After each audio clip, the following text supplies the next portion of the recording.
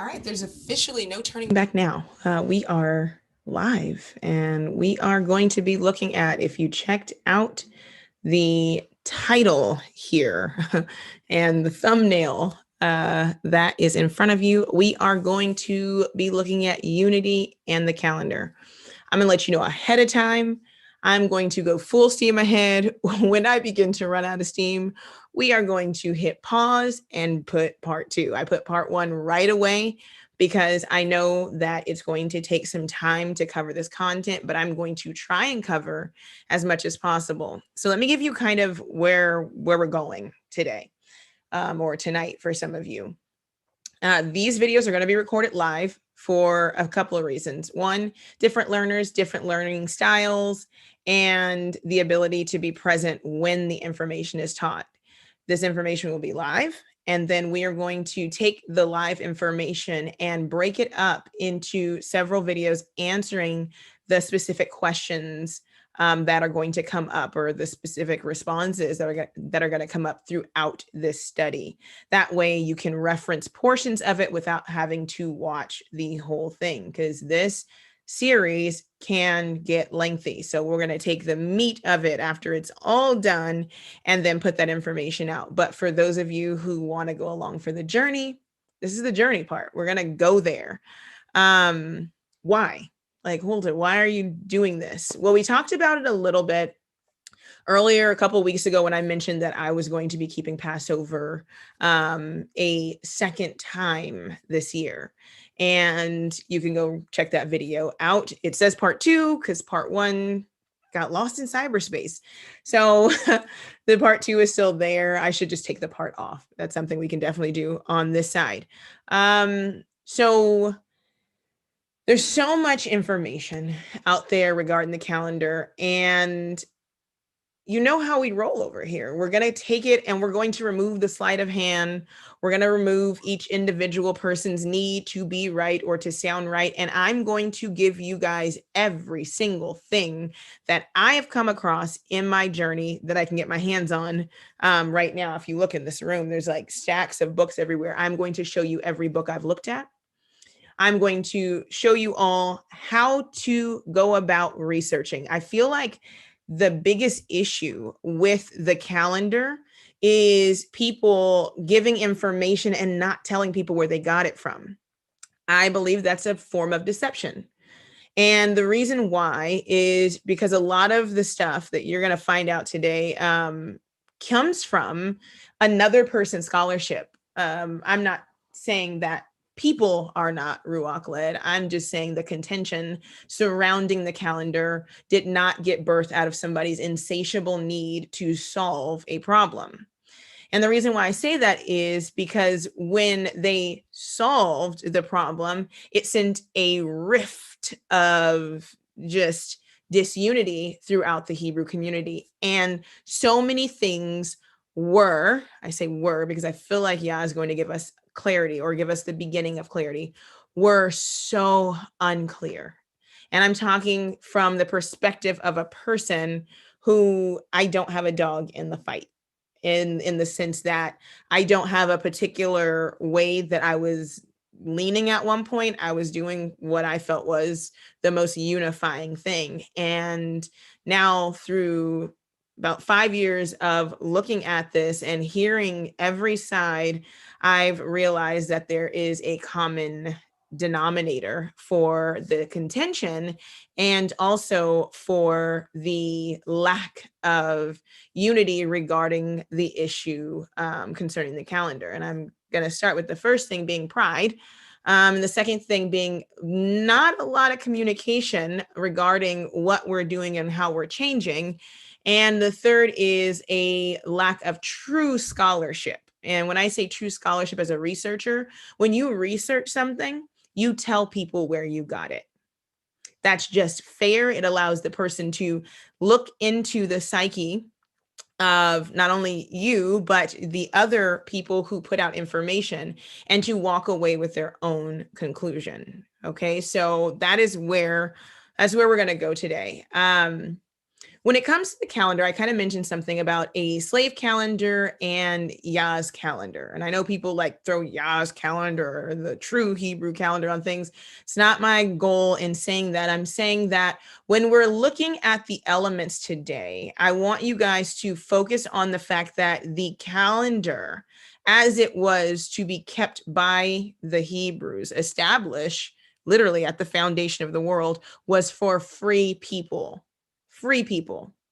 And the reason why that's important is because there are some things that will not seem to jive with your westernized perspective about how time works.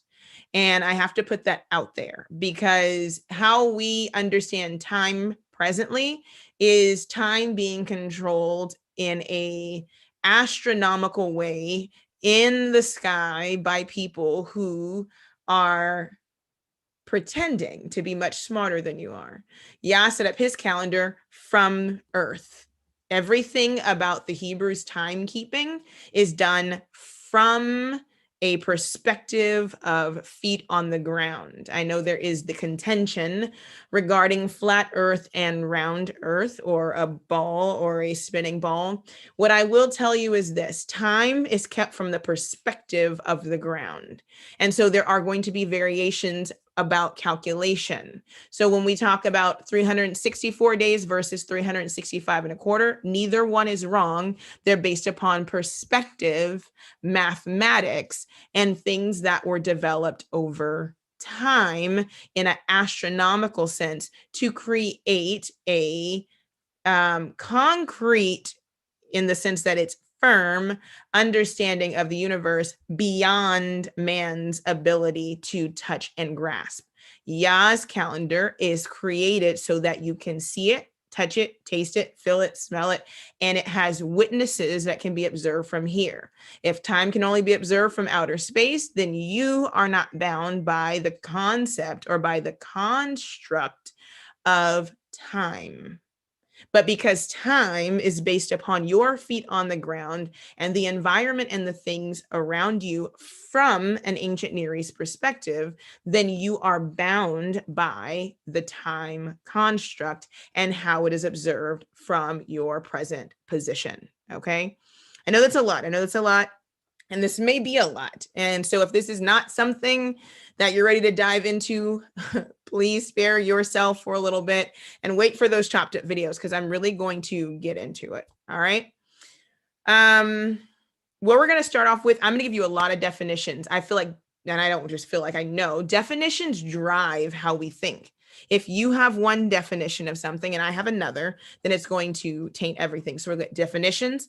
I'm going to show you research tools. And by research tools, I'm going to show you the side of research that I believe some Hebrew teachers have been using, but have not brought to the table. I'm going to look at two very popular thought patterns and one woman who presented her research, and I believe for a lot of Hebrews spun them into an abyss of, missing perspective. And I'm going to let her bring her own words to the table. And from there, I'm going to go through, I'm going to show you all the tools and everything I'm going to use, even before I give you the definitions. I have a whiteboard behind me because I'm going to use that today as well. And we are going to hash out some things. I am definitely going to touch on a day as it is, presented in the text. We're going to look at when a solar year begins. We're going to look at when a lunar year, if you want to call it that, or a new month begins. And we're going to look at, how do we know when the Shabbat is? I know that's a question that I had. And at the end of this, and maybe not even at the end, I'll put it here. My goal, what is your goal, Hulda? The goal is to not come away with all the answers. The goal is to add to a conversation that many of us were not allowed to sit in when people started making videos regarding the calendar and causing us to lean one way or the other. So I'm bringing everyone to the table today, right in front of you, so that the conversation can be had in front of Israel, and Israel can make a conscious decision on how we're going to unify with one another. So that's the first thing. The second thing is, when I began praying and going into this study, the Most High gave me something that I think is valuable to our nation. And it's not literally something, it's a perspective, it's a thought, it is something we need. I can't find a better word for that. It's something we need, and it's a counsel. So my hope is, from this information, that the leadership, I'm not even talking about me, I am just a researcher, I am just a pawn on the board. You individuals who are higher up, you mores and moras who have placed yourself in the position of leading Yah's people in regard to the calendar, I am calling on you to come together to have this conversation. Because once the information is presented, a conversation has to be had about a few elements that are going to be necessary in our community in order to unify. The first is, we need to have watchers, and there needs to be designated watchers, somebody who's watching the moon, somebody who's watching the sun, somebody who is watching the stars, somebody who is growing things in season. And these are gifts that people have, and people are already doing it. So we're calling on these individuals because we need to be able to confer with one another on this. And the reason why I say that is because as long as we are in captivity, we are still going to need correction. This cannot be done perfectly outside of our land. But our job is to try to get as close to perfect as we can in unity, so that we can show the Father the ultimate picture of us operating Echad. And I say that because when we look at time and how it's told, and the season we're entering into, which is the Passover season, the reason for their release from captivity was so that they could worship Yah. It wasn't so that they could go off and do their own thing. Their heart's desire, the people were supposed to come out and be in a place of worship and restoration at the feet of Yah. We're asking for release from captivity, but we're further dividing into all these different factions that is hindering the process, I believe, of redemption. We have to get it together. And part of it is coming together and finding what we can agree on instead of constantly finding things we disagree on. So with the calendar, I believe we need a council. There are certain things about the calendar that are going to have to be decided. We'll get more into that a little later, but there are things we have to come away with, and the information has to be talked about so that when we go back to our individual fellowships and when leaders go back to their fellowships, they can give a report on, okay, this is what we're doing, and this is why we're doing it. Because once this information goes out, there's going to be some side eyeing if the conversation doesn't happen. Because there are some elements and some information that's going to be presented today that is going to stir up some things. It's not the intention, but it is the necessity so that we can arrive at a place of homeostasis as a nation. All right. What is research? I want to start there just for a second. Research is full of thoughts and theories which stand, some of which stay in the mind of a person, right? We just think about things and we go off and we look them up, and others, other thoughts are then presented to people. Okay. And these thoughts should be presented with careful consideration of what's being presented and how it's going to affect the whole. All right. When a person researches, some of their thoughts are presented and others are redacted in the research process because they know that they have not come to a full conclusion about things. And these thoughts that don't have conclusions are supposed to stay in the researcher's mind and be fleshed out over time until they can come to a conclusion. Oftentimes, researchers join with other researchers in order to have people to bounce this information off of. So when you look at your screen, you see the Royal Roots Research Team. Why? Because this is not just a singular endeavor. You're going to hear from Zachariah, and you're going to hear from Nefesha on some things regarding the calendar, specifically the lunar cycles, the Metonic cycle, and what it means to push or move a year, or if that even exists, and what has happened over time. Okay, so I have realized that the beauty of research is the ability to think outside the box, organize those thoughts, and present them to people. So much, though, about the calendar and what has become law is based upon, I believe, a disorganization of the overall picture of what the calendar is supposed to represent, what it's supposed to do. Hence our unity calendar, what we're gonna look at today. But first, I want to show you a couple of things, because I feel like we've kind of been left in the dark as a community of people about where people are getting their information from and what is being presented. So this is the part where I'm going to show you kind of the dark corners of research. All right, so the first thing I want you all to look at, is something called Google Scholar. If you are researching, you have a responsibility to look at thoughts that conflict with yours. And so Google Scholar, and I don't know if you have it, it's literally Google, but you type in Google Scholar, and it looks up articles and case law. Okay, pretty much. It's going to look into journal articles that are in normally like college databases and other places. And a lot of times, you will find conversations about things that are biblical.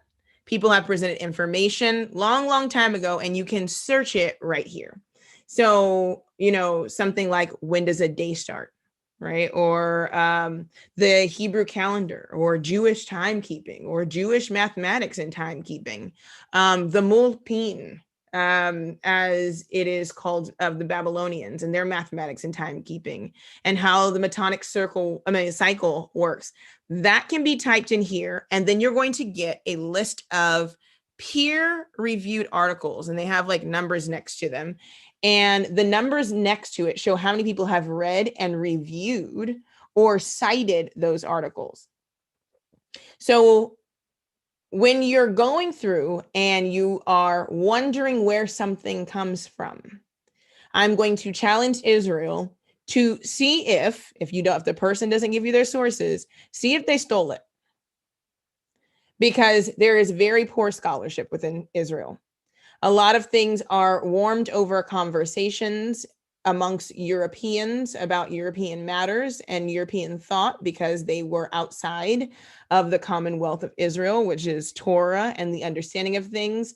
And they came looking from the outside in and grabbed things that were not confusing and made them very confusing. Second thing, so this is where you can get peer-reviewed information across the board for every subject, all the major places, if you don't have access to like a college database. All right, the other place is here, Academia.Edu. These are also papers and peer-reviewed information, but anybody can upload their information here. So what's really cool about it is, for Google Scholar, a lot of the information is going to be either books that are written or information that is in that has been presented to academic journals and been peer reviewed. Where this information, you, me, anybody can upload our information here, and people can go on and read, refute, take that information, further their own study.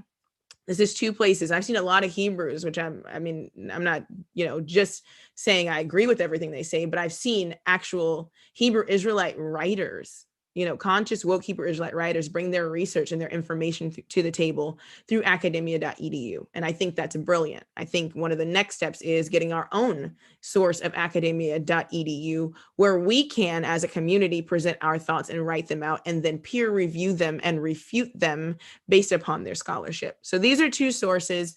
This is where information comes from, okay? So I have a couple of things that I'm going to present. These will come up later. So when you talk about something like the Old Testament day, right? It's not something new that came up when we woke up and people realized, oh, maybe this group of people may not be the people. So a Hebrew is like, let me go look and see if they have the day wrong.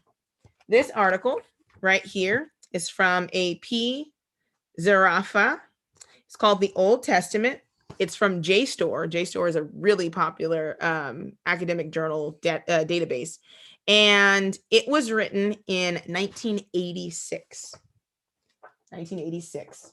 All of this information, all of these sources, we've already compiled them onto a list. So when we type up and write up and section out these videos, you'll get all of these now, but I'm giving you the information up front. All right. A man named P.J. Hewood wrote The Beginnings of a Jewish Day, April 1946, published by the University of Pennsylvania Press. This is not a Ruach-led conversation that just happened to awake when we awoke, but it's something that somebody took from a place and it became information that went into the masses of Israel. Here's another one. I believe this one is from the 1930s. It's by H.R. Strohs. And it says, does the day begin in the evening or the morning? Some biblical observations. I read this. I read all of these. This person never comes away with a definite conclusion. They go back and forth. And they say, maybe I'm leaning more this way, and the conversation ends. Okay. I call these conversations. This is a person talking with a person talking with a person. If you don't hear all of the conversation and then a person just comes and presents you information, then you can walk away with bad information. All right. Here's another one. This one was in the dark recesses of the internet, but it is from July 2010, and it's by a guy named Elder Mike Abaduska. And it's on, is the Equinox scriptural? Here's another write-up that somebody did where information I perceive has been pulled from. All right, let's get into the books. So here's one. It's called, let me see if I can get it there it is. It's called, let's make it bigger. Sorry. All right, this one, Judaism, Mathematics, and the Hebrew Calendar, by Hyman Gabai. This is a book that we've looked through in the process. Here's another one, The Ancient Dead Sea Scroll and the Prophecies It Reveals, by Ken Johnson. Okay. The Ancient 360-Day Year, What It Was and How It Changed, by Dale W. Wong. The 7-Day Cycle, The History and the Meaning of the Week, by Eviatar Zerubbabel. This one is Studies in Hebrew, Astronomy and Mathematics, and this is by Shlomo Gans. Festivals and Calendars of the Ancient Near East, by Mark E. Cohen.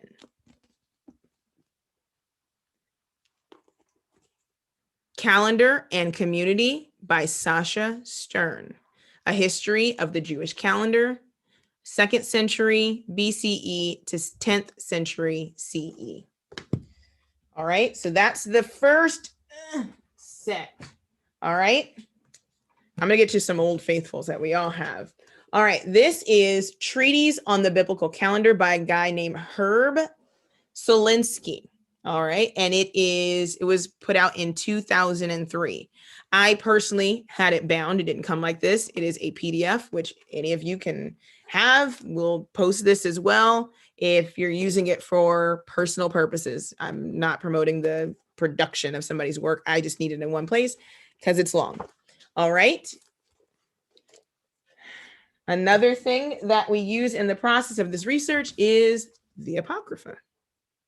And this is just the researcher's volume. They come in different versions, but the Apocrypha. All right. Old Faithful, right? A traditional King James. Let's see if I get that in the, here we go. Let's see. There it is. A King James Keyword Study Bible. It's a regular Bible. So if you're new to looking up words, definitions, has a Strong's Concordance in it. That's one of the sources that was used. Then, oh, here we go. All right. A Hebrew Bible. So you can read it in its original language and see what's said. That's important. You all know that I use Logos. You've seen me use it on here. That will give you this, and a couple of these other resources all in one place. All right. A book on Hebrew grammar. What is being said? Not just the word, but what is being said? How is the word being used? And how does that grammar work? That's important when you're doing your research, especially with something like the calendar.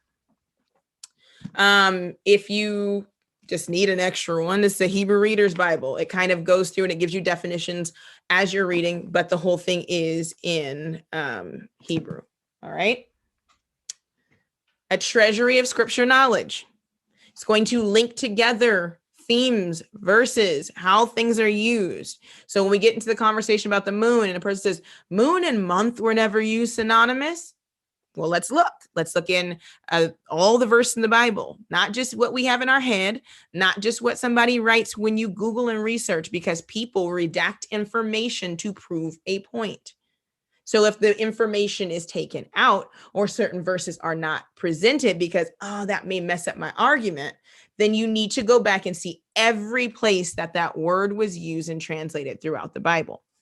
All right. Another one. This is this thing. Look at this, y'all.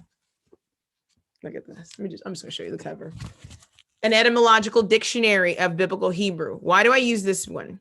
This one gives you definitions and how they're using the Hebrew and gives you verses where they're used that way. So it's not just because it's by some Samson, Raphael Hirsch, or Netanyahu Clark. It's not the purpose. The purpose is the functionality. It's not just a definition, but it shows you where it's used in the Hebrew and it has how it's used in the Hebrew. So as you're reading, you can go back and go, oh, there it was. It was conjugated or parsed this way. All right. So etymological dictionary of biblical Hebrew. These next ones, I guess I should put this out there. These are where we're going to get our definitions from today. This and observational evidence. Observational evidence when you have practiced an agrarian lifestyle, when you live and you have animals, when you watch certain things happen, all of these definitions in the Hebrew come to life. All right. This is the coverless Ancient Hebrew Lexicon by Jeff Benner. It is a source. Now, the question might come up, hold on, why so many? Why? Because translators, writers, people have bias. And they're going to put in what made the most sense to them. And so when you're researching, you have to look on every level. This is just the start. I'm not trying to overwhelm you, but there's more. But this is a start to allow you to challenge not only the person who wrote it, but to challenge yourself. Because the first time you read a definition, you may come away with something and go, oh, that fits exactly what I was trying to say. Let me move forward. No, go to the next one and see if they have something that goes against what you say, or it may further enhance what you say. But your responsibility, if you're presenting information or taking in information, is to challenge every area of that information. All right. The next one, the Englishman's Hebrew Concordance of the Old Testament. Okay. This is it's a gem. It's by George V. Wigram. And it has the same thing, kind of like that, the Hebrew version, the Netanyahu Clark. But inside of it, it has all the places where certain words, well, I shouldn't say certain, all these words are used, all the conjugations, how they're put together, all the way across the board. So this is taken into consideration. So if you say, oh, in this place, it says month and not moon, But if you keep reading, you'll go through and say, oh, wow, but right here it's translated as moon in this verse or here. And so it's based upon understanding. We'll get into that. I mentioned that a couple of times. It must be on my mind. All right. And then last, but certainly not least, is Ernest Cline's A Comprehensive Etymological Dictionary of the Hebrew Language for English Readers. So this one is a lot of times my bread and butter when I want to challenge a thought or how something's presented in a one-dimensional manner. And here it's going to give you definitions in the ancient Near East context. What you'll learn when you go into and look into Semitic languages is that the Ethiopians, the Babylonians, the Hebrews, the Akkadians translated words very similarly. And so you'll learn that this is not just something that, you know, a Jewish person came away with or Hulda's coming away with, but this was how this word was understood during this time. And it gives you a functional idea of that word from the perspective of different Shemitic languages. Okay, so that's very important. And I know you heard me call Babylonian a Shemitic language. I did. All right. Okay. That is the start of the books. So that's all the books. So as I give the information and I'm presenting these definitions that we're going to go over next, I just want you to know it's not sleight of hand. I didn't come out of, you know, left field and was like, oh, I had a dream. And this dream now turned into me coming up with some new concept. So the next thing we're going to do is I'm going to give you a few definitions. I'm going to start off because I think where we're going to go today is going to deal with Genesis 1 and time and the creation and day and night. We're going to look at that. We're going to look at what a month is, what a moon is, what a month is. And then we're going to look at how do we know when to keep the Sabbath? How do we know when a new year is? And how to keep the Sabbath as far as timekeeping is concerned. Because I know there's a big conversation going around that a day begins in the day. And I will get into that in a second, but let's jump over here just briefly. I'm going to pause the video so I can readjust and get on the whiteboard, and we're going to kind of move forward from the whiteboard. I need to move my chair out of the way. All right.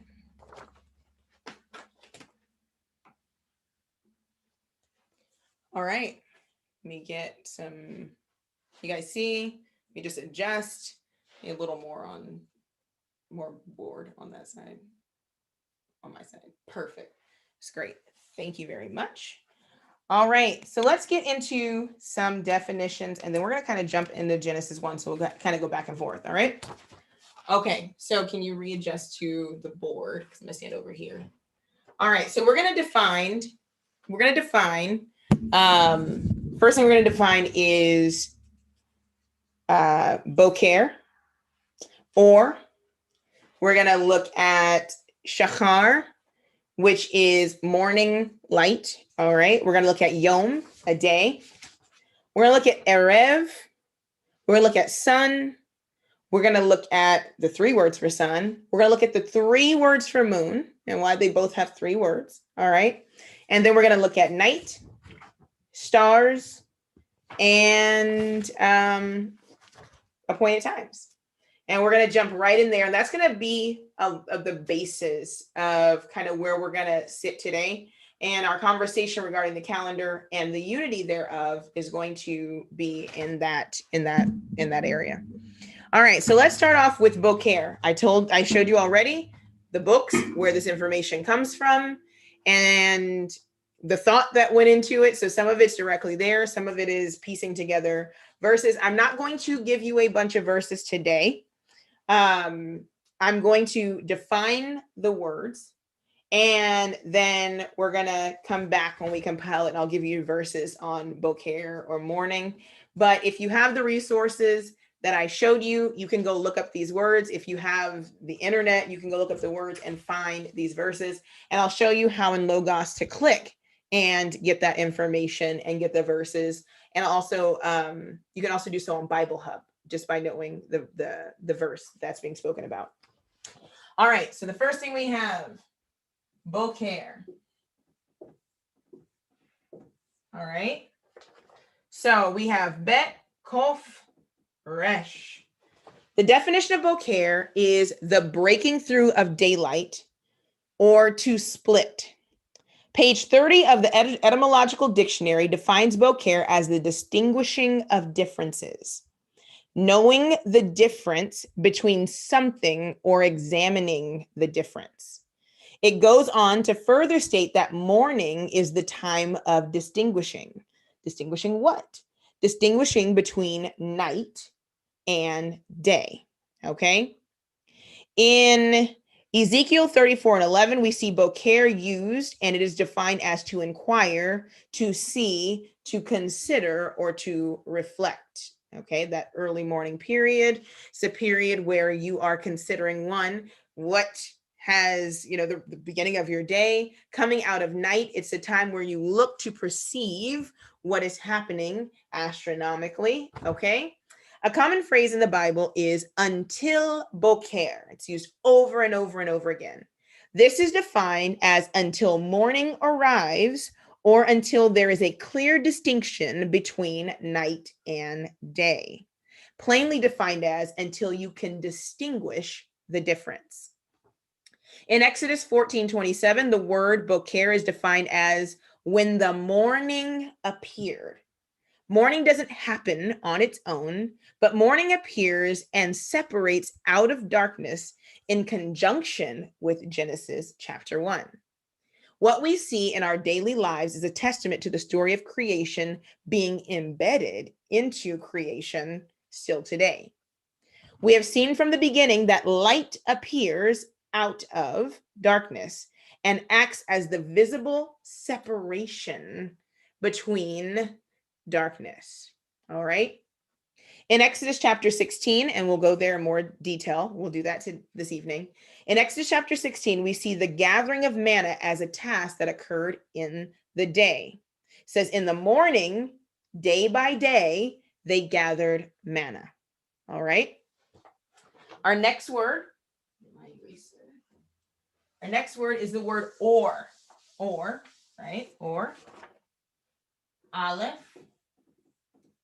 vav, resh. Or means to give light, cause light to shine. Light is not light without Yahuwah. So or is not the sun, or is light. All right.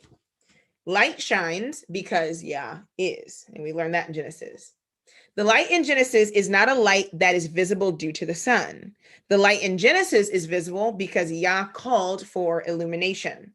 Later, this light will be given a name, and the essence of the light will be embodied or encapsulated in something called the sun, or a shemesh, and a portion thereof will be upon the moon throughout her phases. I didn't mention this earlier, but we will look at Enoch a little bit. There is a specific article that I'm going to go through and kind of share some excerpts of what's in Enoch, because a lot of people dive into Enoch and the astronomical part of Enoch, and it can be confusing without observation or definition. All right. Our next word is the word shahar. Shahar.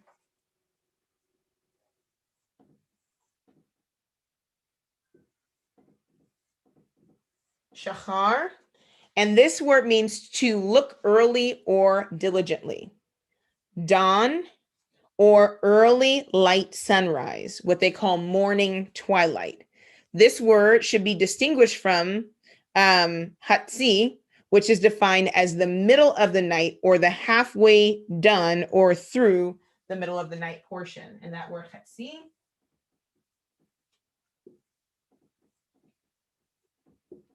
written like this, and that's where you talk about like the middle of the night, so your midnight.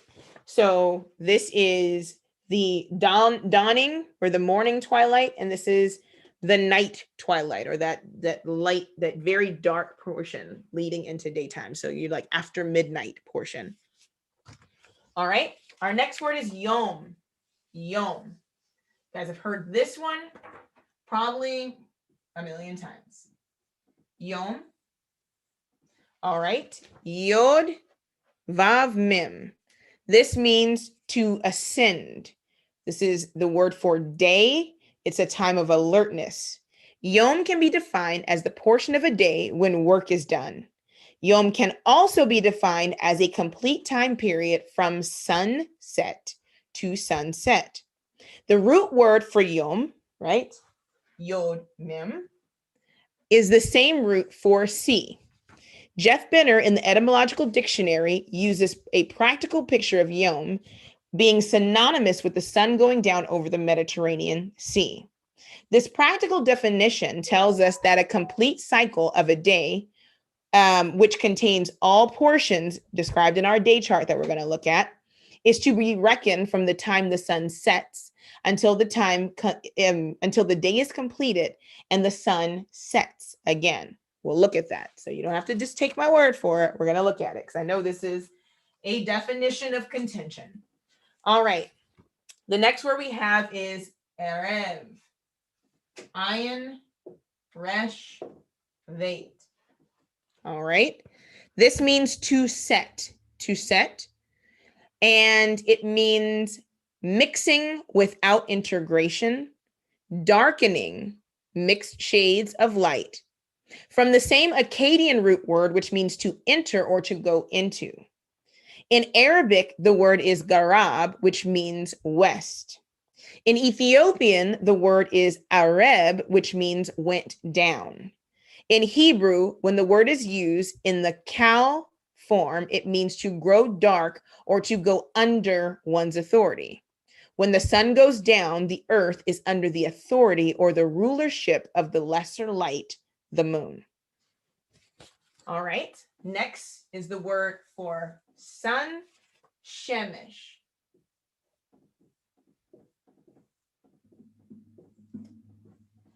All right.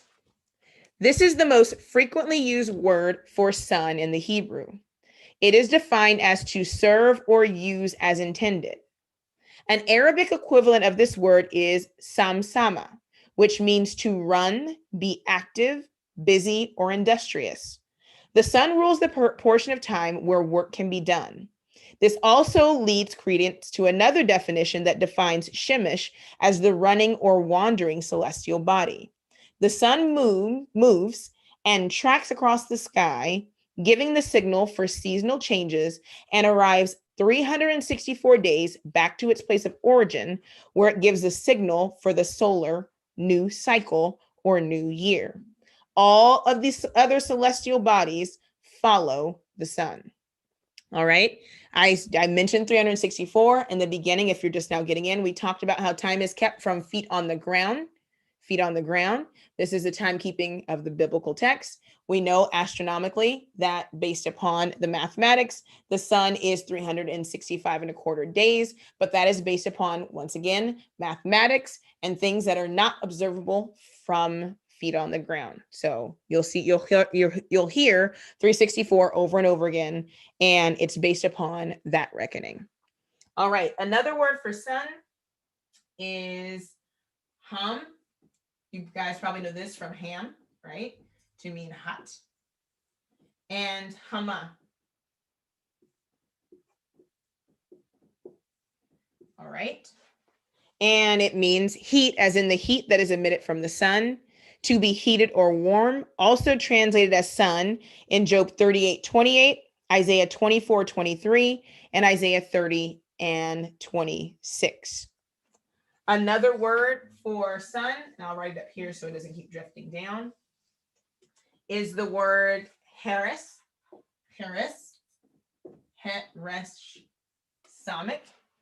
All right. And it's translated as sun in Judges 8 and 13, Judges 14 and 18, Job 9 and 7. This word also means to glow.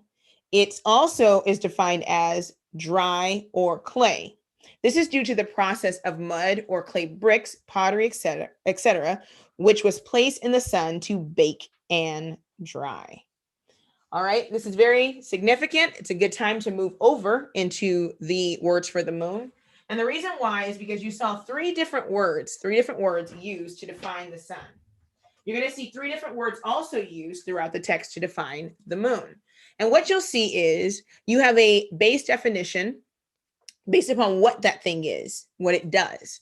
Then another definition based upon how it appears, and then another definition on what it looks like when it appears.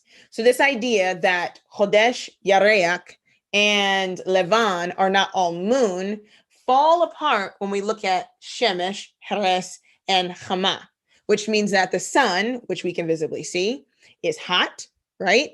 It gives off light, and it follows a particular path. The moon definitions do the same exact thing. So let's look at it. First word we have is the word Yareach. I've heard the conversation or the argument that this is the only word that we use for moon. And because this is the word for moon, the other definitions fall apart and we can't use them in defining what a moon is or what a month is. So let's look at it.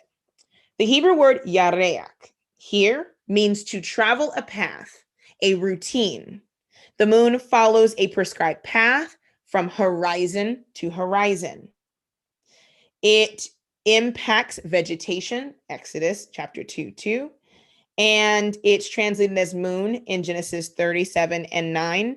And if you go to page 565 of that Englishman, it's going to give you like 2 pages full of information on Yareach, as it means to walk a prescribed path, how a shepherd leads his flock in paths of safety, Yareach, okay?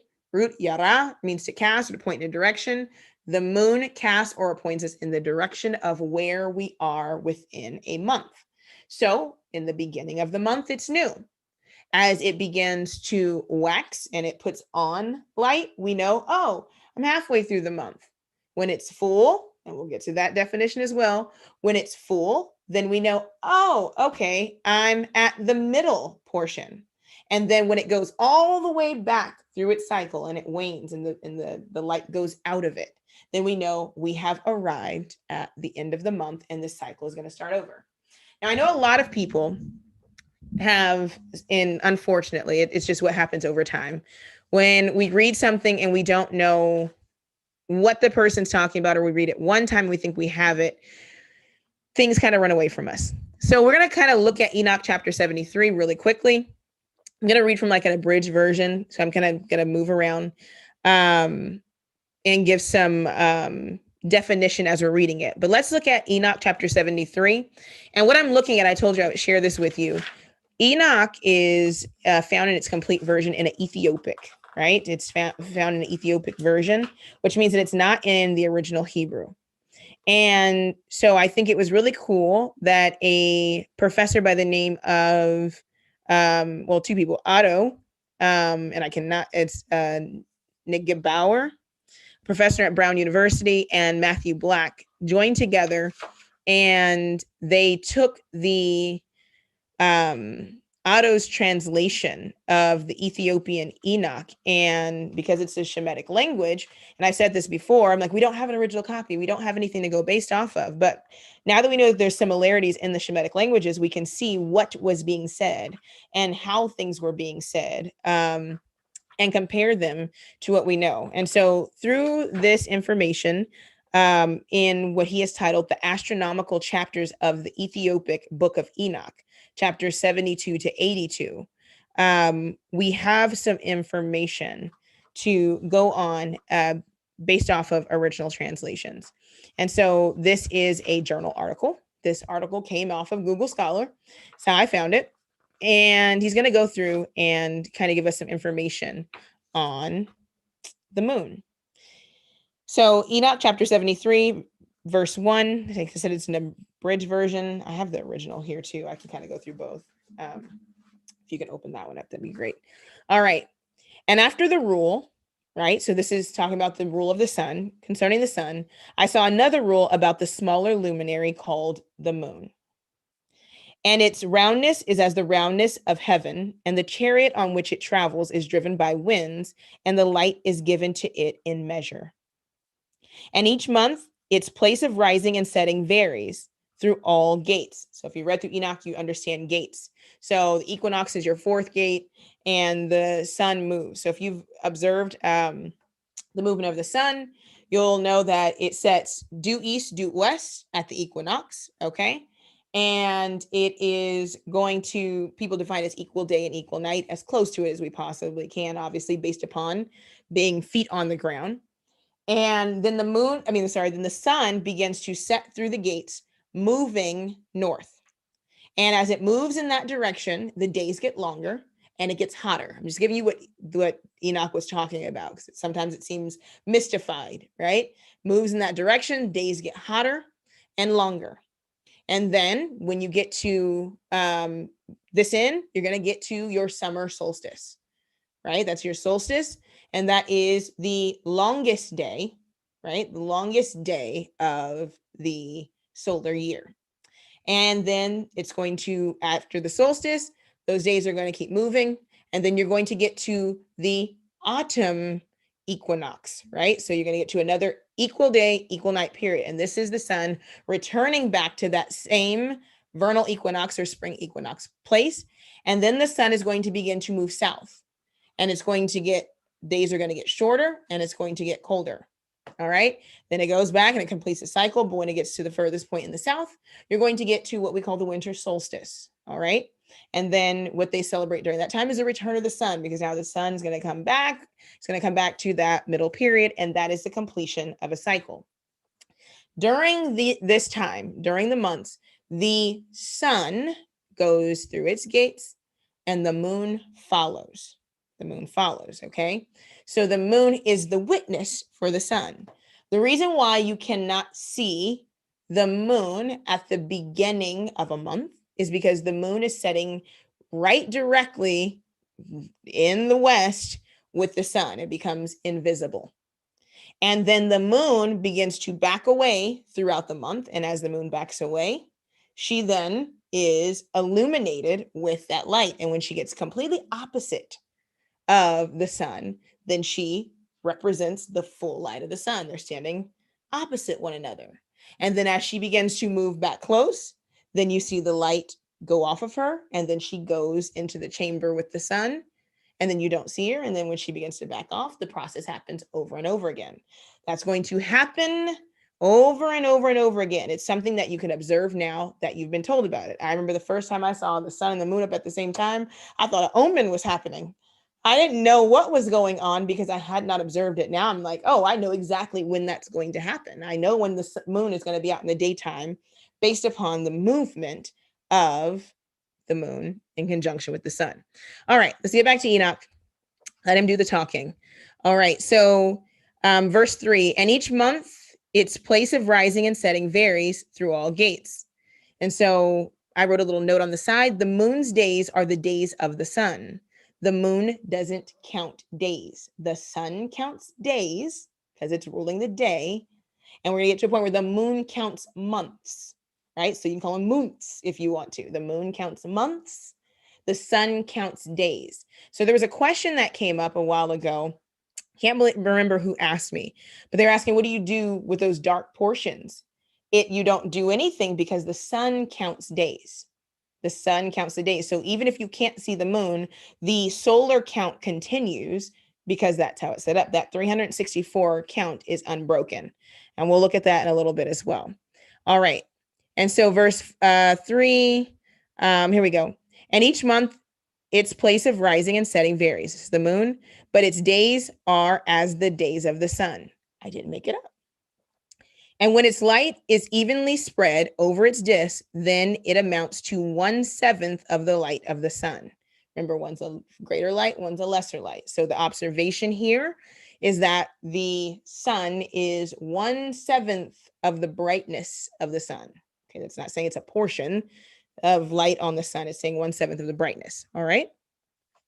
Verse 4, and thus the lunar month begins when the moon, when itself moves away from the sun toward the east on the 30th day.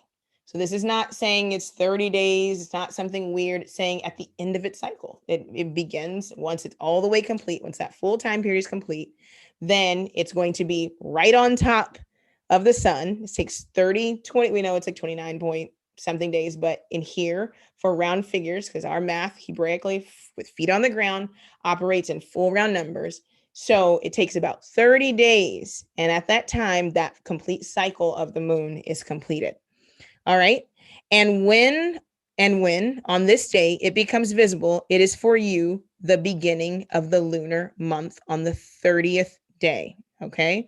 When the moon is setting together with the sun in the gate from which the sun rises, but at a distance from the sun of half of a seventh part. Most people read that and they stop halfway. When is the moon new? The moon is new when it's invisible. But when can we begin counting? When we see it. And he's going to allude to that. So most people go, oh, he said, look, the black moon is a new moon. It's completed its cycle, but it's not going to be new. You won't know it's new until it gives you a signal. Same is true with the equinox. The reason why we count 364 days. So when you get back to the equinox, it's 364 days, right? But we don't start our day one at the equinox. You start your day one the very next day. That's day one, because there has to be a complete cycle of Sabbaths, right? There has to be a complete set of 52 weeks. And when you arrive at 364, it's exactly 52 weeks. And that last day, the equinox, is considered the very last day of the solar cycle. The very next day is day one. Same thing is true for the lunar cycle. At the end, when the moon is black, you know it's gone all the way through its cycle. When you see the very first sliver of light on the moon, that is the beginning of the new month. Follows in the same way. The sun is going to do the same passage and go through its cycle, and the moon does hers, though, over and over and over again, giving us our months. All right. Let's keep going. Still in verse 4. Verse 5. And its whole disk is empty, i.e., without light, except its seventh part, a 14th part, or 1/98th of the light of the sun. And on this day, the moon takes on a seventh part of 1/2, or 1/14th, because it's 14 parts of its light, and thus its light is the seventh part of a seventh part, and a 1/2 of it, 1/98th of the light of the sun. The moon sets with the sun when the sun rises.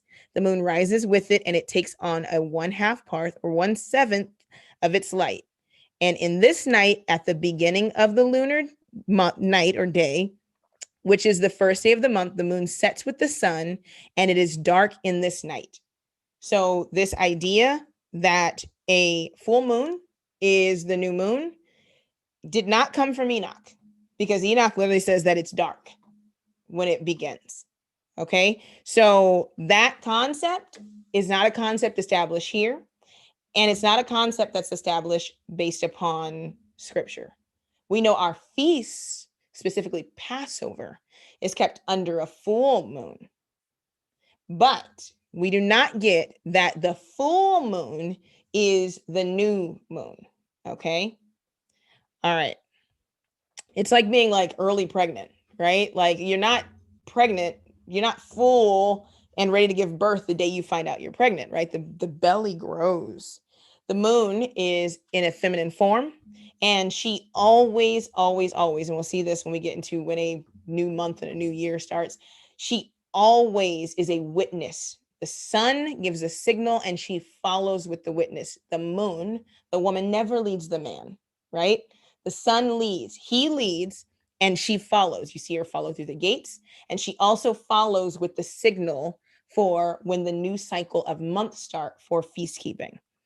All right, verse 8, and the moon rises and comes out on this day with exactly the seventh part of the total light, and recedes from the rising of the sun. So remember I told you it steps back, so we can see the light come on it.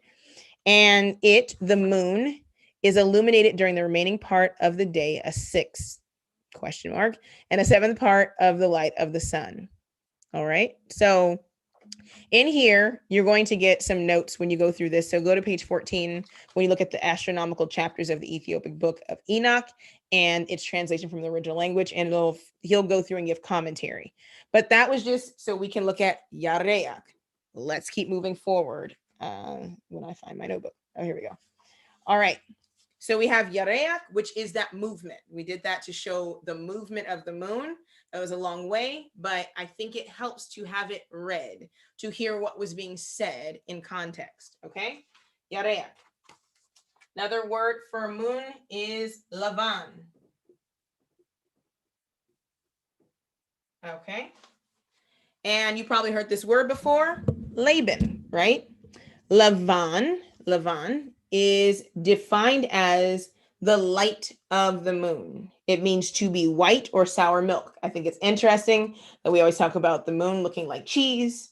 That is very much a Hebraic thought because sour milk, cheese, curdled, it looks curdled. So it's based upon observation, right? Lavan, sour milk. Moon as white is defined. So in the Comprehensive Etymological Dictionary by Ernest Klein, we get both of these definitions. And then on page 632 of the Englishman Concordance, you'll get the verses.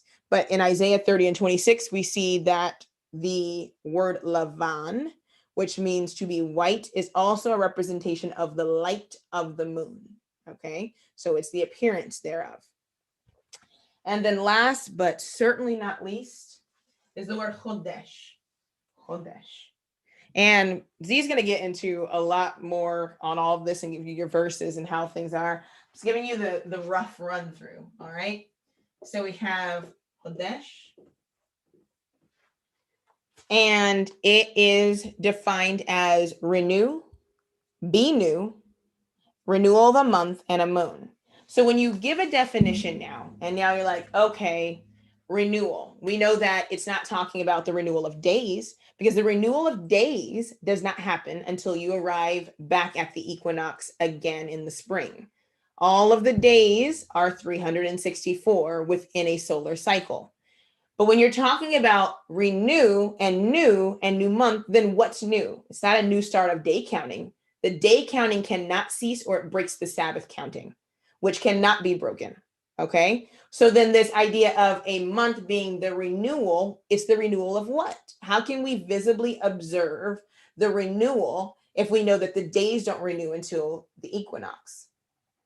The renewal of days or the renewal of this idea of timekeeping is the renewal of months. It's the process in which the months are passing and coming that can be seen in the waning and the waxing of the moon.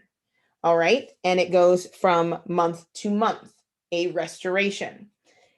You'll see it defined as moon in Genesis 8:5, Exodus 12 and 2, Deuteronomy 16 and 1, and Numbers 11 and 20, representing 30 days. It is the days, as we read in Enoch, where the days of the moon are the days of the sun. It's counting these day periods. You can also look on page 404 and 405 of the Englishman's Concordance to get a further understanding of that. All right, let's keep going. I'm going to give you one more, and then we're going to get into a day. What is a day? All right. Last one for this portion, last definition, is the word Laila.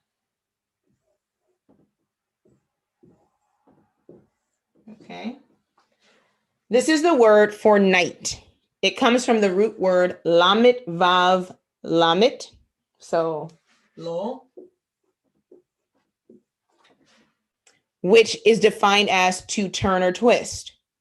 A more concrete definition from the Comprehensive Etymological Dictionary of the Hebrew for English readers defines the three-letter root Lamet Vav Lamet as a hen going to roost. This immediately paints a picture of the circadian rhythm that can be observed in chicken behavior. When a day comes to an end, they go in and they roost. Lila is the portion of the night where work ceases. You call it a portion of the day, the complete day period, where work ceases and the chickens head in to roost. All right. So let me give one more. It's the word kochav. Kochav, because I think this is one of the most underrated portions of timekeeping. And these are the stars. I think moon falls right next to this. So we have kochav.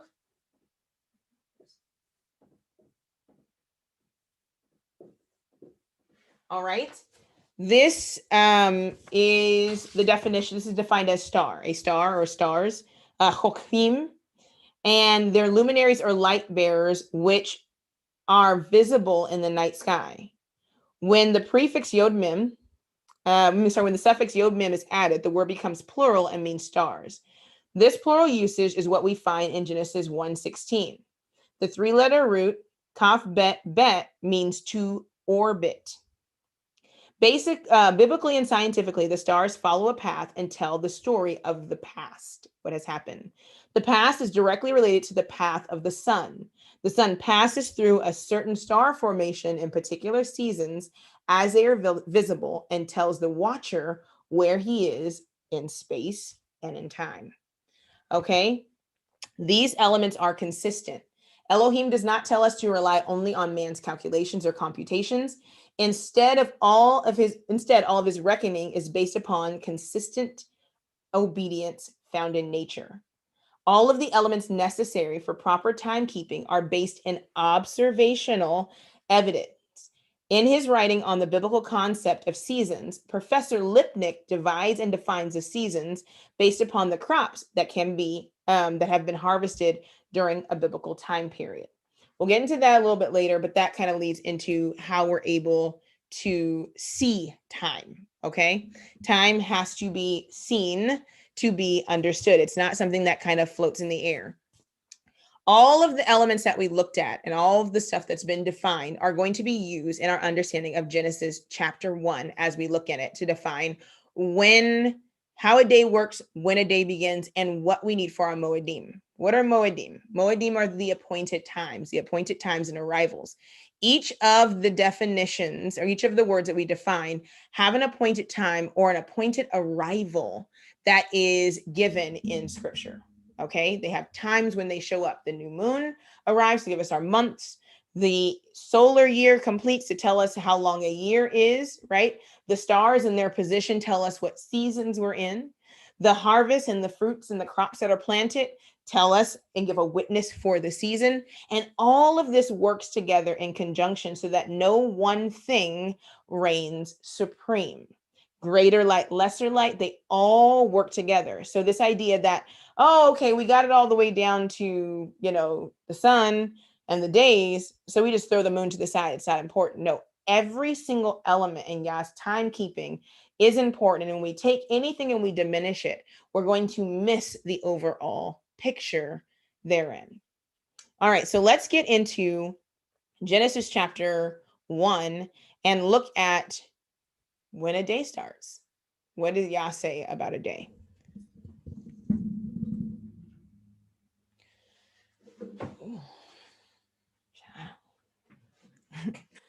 Okay. All right. My chow is me sitting down.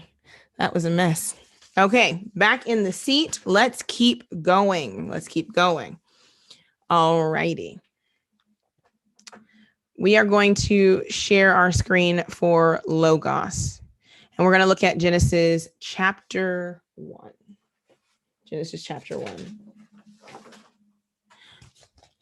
We defined Boker. We defined Lila. One of the words I did not define was Hoshek. Hoshek is a word for darkness. We'll see that in the text. I'll run a side by side so that you can see what that is, what that word is. So from here, we're going to go to Genesis chapter 1. And then we're going to go to Exodus chapter 16, and we are going to come to a conclusion on what a night and a day is. All right. And I'll show you a chart and we're going to look at that. And once again, the whole purpose is to come away unified on what this means. Okay. And one of the things that I think happens, and I know some people have an issue with, I don't know why, but have an issue sometimes with the Hebrew language, is that it's in the order and it's presented in the way it's presented because that is the divine order in which it was spoken.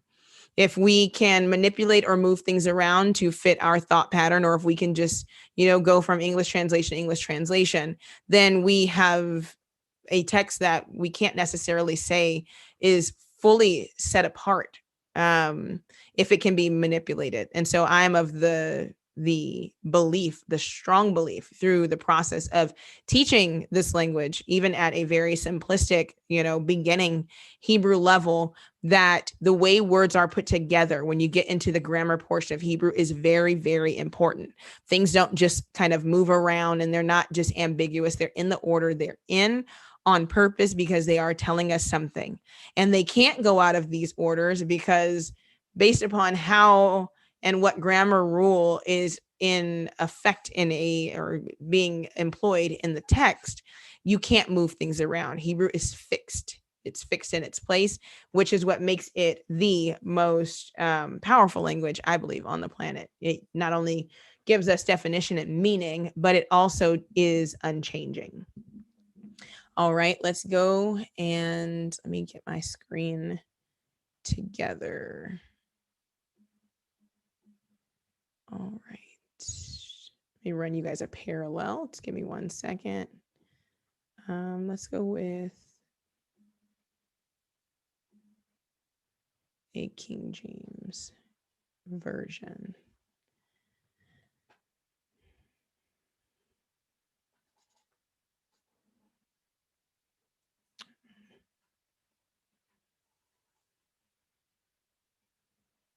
Did I skip over it? There we go. All right. Let's see if my parallel will show up now. There we go. All right. So here we have it. Genesis chapter 1, verse 1. Let's take it slow. That's how we're going to do it. Not going to go too fast. We're going to take it our time, and we're going to read and define these words as we read. All right. Genesis chapter 1. In the beginning, Elohim created the heaven and the earth. All right. So just chapter 1. Bereshit bara Elohim et hashemayim va'et haaretz. All right. So hashemayim, you guys have heard shemayim, right? And this is a direct object marker. It's telling you, and this, okay? Haaretz, not a earth, the earth. That's why it's translated that way. All right. Verse 2, and the earth was without form and void, and darkness was upon the face of the deep. And the spirit of Elohim moved upon the face of the waters. So, v'haaretz chayta tohu vavohu, v'hoshek al panai tohum varuach Elohim merachefet al panai hamayim vayomar Elohim yehi or. Oh, skip to the next verse. I'll go ahead and do it. Vayhi or. So the end of verse 2 was, and the earth, right? It was without form, and it was void, and vehoshek. Hoshek is darkness. We're going to see that again. Hoshek is going to get a definition for all intents and purposes for going in order. We're seeing Hoshek here. Keep the word Hoshek in your mind. Keep it there, okay? So we know that there is darkness upon the face of the deep. Cannot get away from that. We cannot move the order. This is verse 2. This is verse 2. Darkness is upon the face of the deep. Hoshek was upon the face of the deep. All right. And we know that the spirit of Elohim moved upon the face of the waters. All right. So that is what we have happening right here. That is the facts. It's an order. This is verse 2. Let's go to verse 3.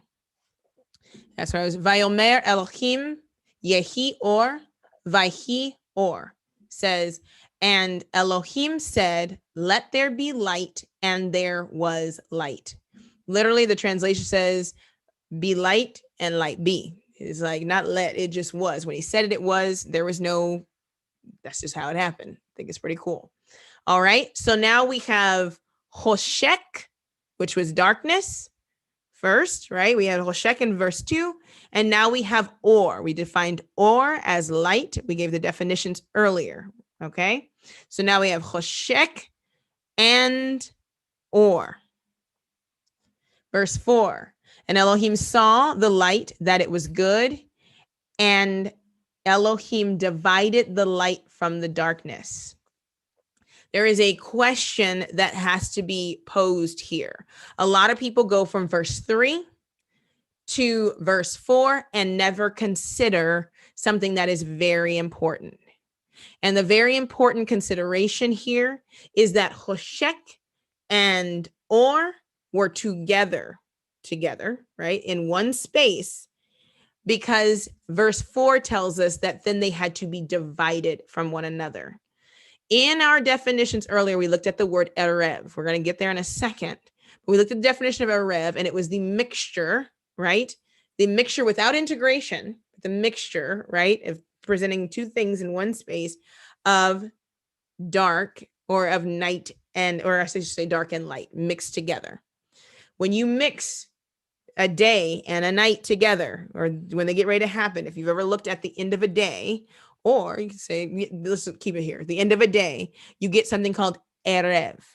And it's where you don't really have full darkness and you still have light present. They have yet to have a complete separation. I'm going to present, and I'm going to impose without touching or tainting the text, because we have verse 4 that when you had Hoshek and Or in one space, you had Erev. The text is going to, in a second, tell us something that is going to require us to look at what I just said. All right.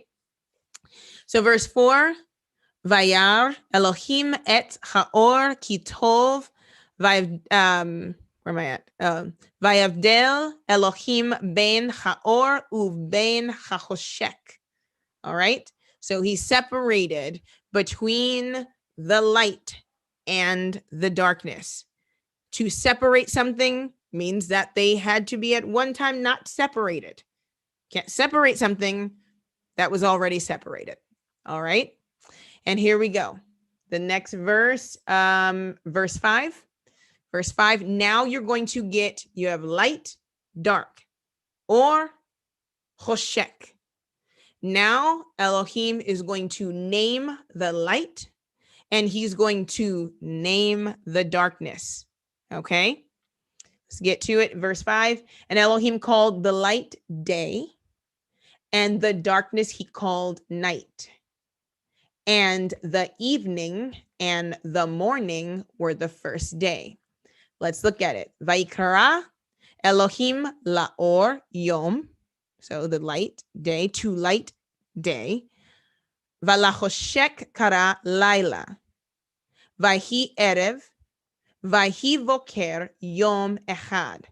He gives you order in the text. All right. So to the light, he called day. To the darkness, he called night. And it says, and there was, and there be erev, and there be boker yom echad. If we go back, not messing with anything, darkness doesn't have a name in verse 2. But when darkness gets a name, right, we know that, okay, darkness is night. Darkness is dark, it gets a name, darkness is night, right? Laila, right, the darkened portion. Hoshek was first.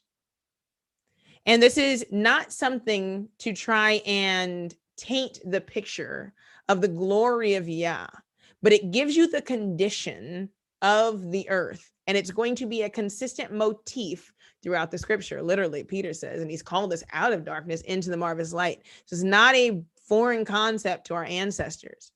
Now, I'm going to tell you this before you just completely lose it if you're a day first, evening first person. Just give me a second. Days begin in the day.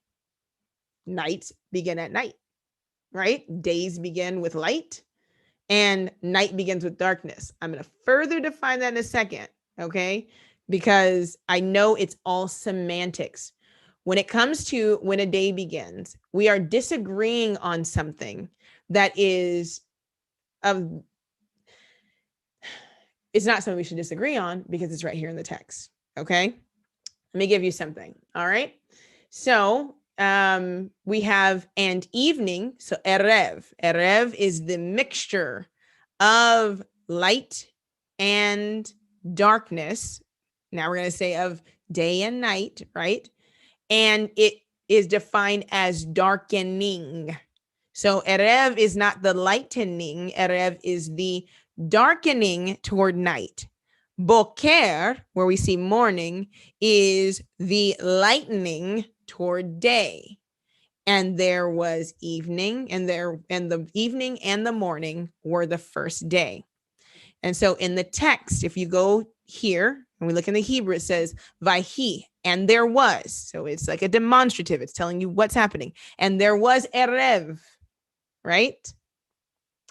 And then it says, and there was Boker. It didn't say it in the opposite order, right? Yom Echad. If you have a problem with that, you have a problem with the text. That's where it exists. So that's something that's something we have to take up between us and Yah. What happens later on, and I'll give you this, you're going to see two types of verbalization of day and night throughout the text. And I'm going to give it to you like this. We talk in civil time, right? So like in the military, they have military time. They talk in 24 hours, like everything, like we don't say, 12 o'clock and then 12 o'clock again. They're like 2400, right? Like it's like complete cycle of time. All right. Same is true in the Bible. When we're talking about day, we're going to talk about a day. We're talking about the day portion. When you're talking about night, you're talking about the night portion. And we tend to use those just seamlessly without even thinking, right? So when a person's talking about the day, they're talking about the things that are done in the day in the Bible. When they're talking about the night, they're talking about things that are done in the night, just like the Messiah said. And the night is coming where no man can work. Why? Because our ancestors didn't live in a society like us where I can turn on these lights and get, no, they operated based upon observational evidence. When the day was done, it meant that the sun had set and the night portion was coming, right? They understood that night portion belonged to the preparation for the next day. People have an issue with this, but it's true. Every night is a Shabbat. Every night is a time of rest. Okay. So when you get to the dark portion is a night where no work can be done. So when we're talking about day and night, and we'll get into this in just a second, we're not saying that day is not day, right? And nobody's saying that night is not night and that it's all blurred together. But how the scripture has given it is in a particular order. But when we talk in civil time, and I talk to you about doing something in the daytime, I'm not telling you to come to my house when I'm getting ready to rest. I'm telling you to come at the end of my rest when I am refreshed and prepared to do the task of the day. But I'm going to do the rest. I'm going to get the rest for the next day, right? Not at the end, not 2 days later. I'm going to get it leading into that day. Okay, so if we look, there was darkness. It was dark. Yah said, let there be light. There was Erev, right? And then out of Erev, it went into darkness, right? I'm sorry, you have Erev, he separated light and dark, right? So light he called day, dark he called night. And then after that separation, right? Night, day, dark, light. Then there was Erev. And then there was night. And then there was Boker, which is the early rising, the very first light. And then there was Yom, day. And then guess what happened after that? Then Erev. And then it's going to go through that whole cycle all over again. All right, so let's look at it on a chart because I think it's easiest when we can see things with our eyes. Like, don't listen to me talk. Let's look at it. Okay, so let's look at what that chart looks like. Let me pull it up for you. All right, and I just need to. I have a little set of like slides happening on my screen. So give me 1 second to pull up my folder. And we're going to look at a day portion and a night portion on both of these. All right, here we go. So we're going to open that one. And I have one more for us. And we're going to open this one. All right, so let's get them big enough so we can see them together. Okay, and share. All So here we have it. All right. This is it in a circle form. What we learn is that time is not linear. It's very difficult to look at time in a linear fashion. Time is cyclical. The biblical time is cyclical. So let's look at it. We have Erev, right? Erev darkens. So then you're going to have Laila. Then you're going to have Boker, that is like sunrise or the breaking through of the light. Light breaking through from what would be the question, right? And then when the light breaks through, you have Yom. And then this cycle is going to complete until you arrive back around here. If we flip these around and you say, okay, I have Boker first, and then you have light breaking through, by definition, Boker, light breaking through from what? You have to follow that. If Boker means light breaking through and time starts with Boker, what is light breaking through, period? By definition, in Genesis, we see that there is darkness and light is then bursting through every day through the darkness. It is a representation of how Yah's light bursts through the darkness, the Hoshek in Bereshit, in Genesis, okay? This is how a day cycle works. All right, let's look at the next one. Here we have, let me stop this share. All right.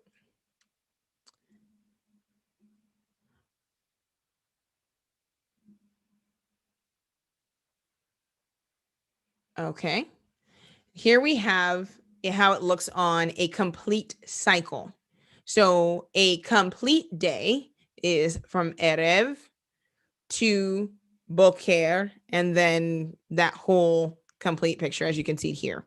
This is a little small, so I'm going to read it. So we have Erev.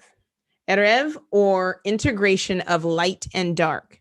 This moment occurred in Genesis 1:3 when Elohim said, "Let there be light." Light immediately mixed with darkness, thus causing, or came into proximity with darkness, and caused what we call Erev. Okay, and it caused a need for separation. That mixture is what will be known as Erev. After darkness is separated, they are named and given function. Light is called day and darkness is called night. After the separation, we are told in the text that it was Erev, a moment toward darkening, and then night, and Boker, the breaking through of daylight, and that was day one. Okay, Boker, as we defined it earlier, is the distinguishing portion between the night and the day. This has to sit between night and day. Not day and night. It's not distinguishing between day and night, because Erev is a distinguishing portion between day and night. Boker is a distinguishing portion between night and day. Boker sits in the middle. Okay, that's just how it is defined in the text. All right. So the next thing is, all right, because now we're like, okay, this is how a day begins. I know that there are people who are like, well, then how do I keep the Sabbath? How does that work? Let's go to Exodus chapter 16, and we're going to, I'm going to give you that, and then I'm going to give you, we'll kind of end with the Shabbat, and then we'll pick back up with the new year and Nefesha presenting on the lunar cycle, and we'll see how the lunar cycle works in conjunction with the solar cycle. That'll be our next little work, and we'll get into how we are to reckon our year, why we have arrived at this place of the new year, the new solar cycle being the completion of the days of the sun, and how Enoch states that the moon, if you count by just the moon, you're going to be off and out of season, right? Because the moon is going to be off from the solar cycle by about 10 days. And so when this happens, you have to allow the solar cycle to complete. And when you begin to start counting your moons for festivals, you have to wait for the new moon after the equinox. I have to give us one more thing. I said I wasn't going to probably get here, but I think it's necessary. Before we get to the Sabbath, I think the question has to be answered of, when is a Shabbat? How do we know when a Shabbat is? I think it's very interesting that we're talking about a calendar of unity, because I believe that Yah did something that only he can do in this particular year. And I stated before that actually, let me get up and write this. Nefesha, can you pull me back? Okay. All right.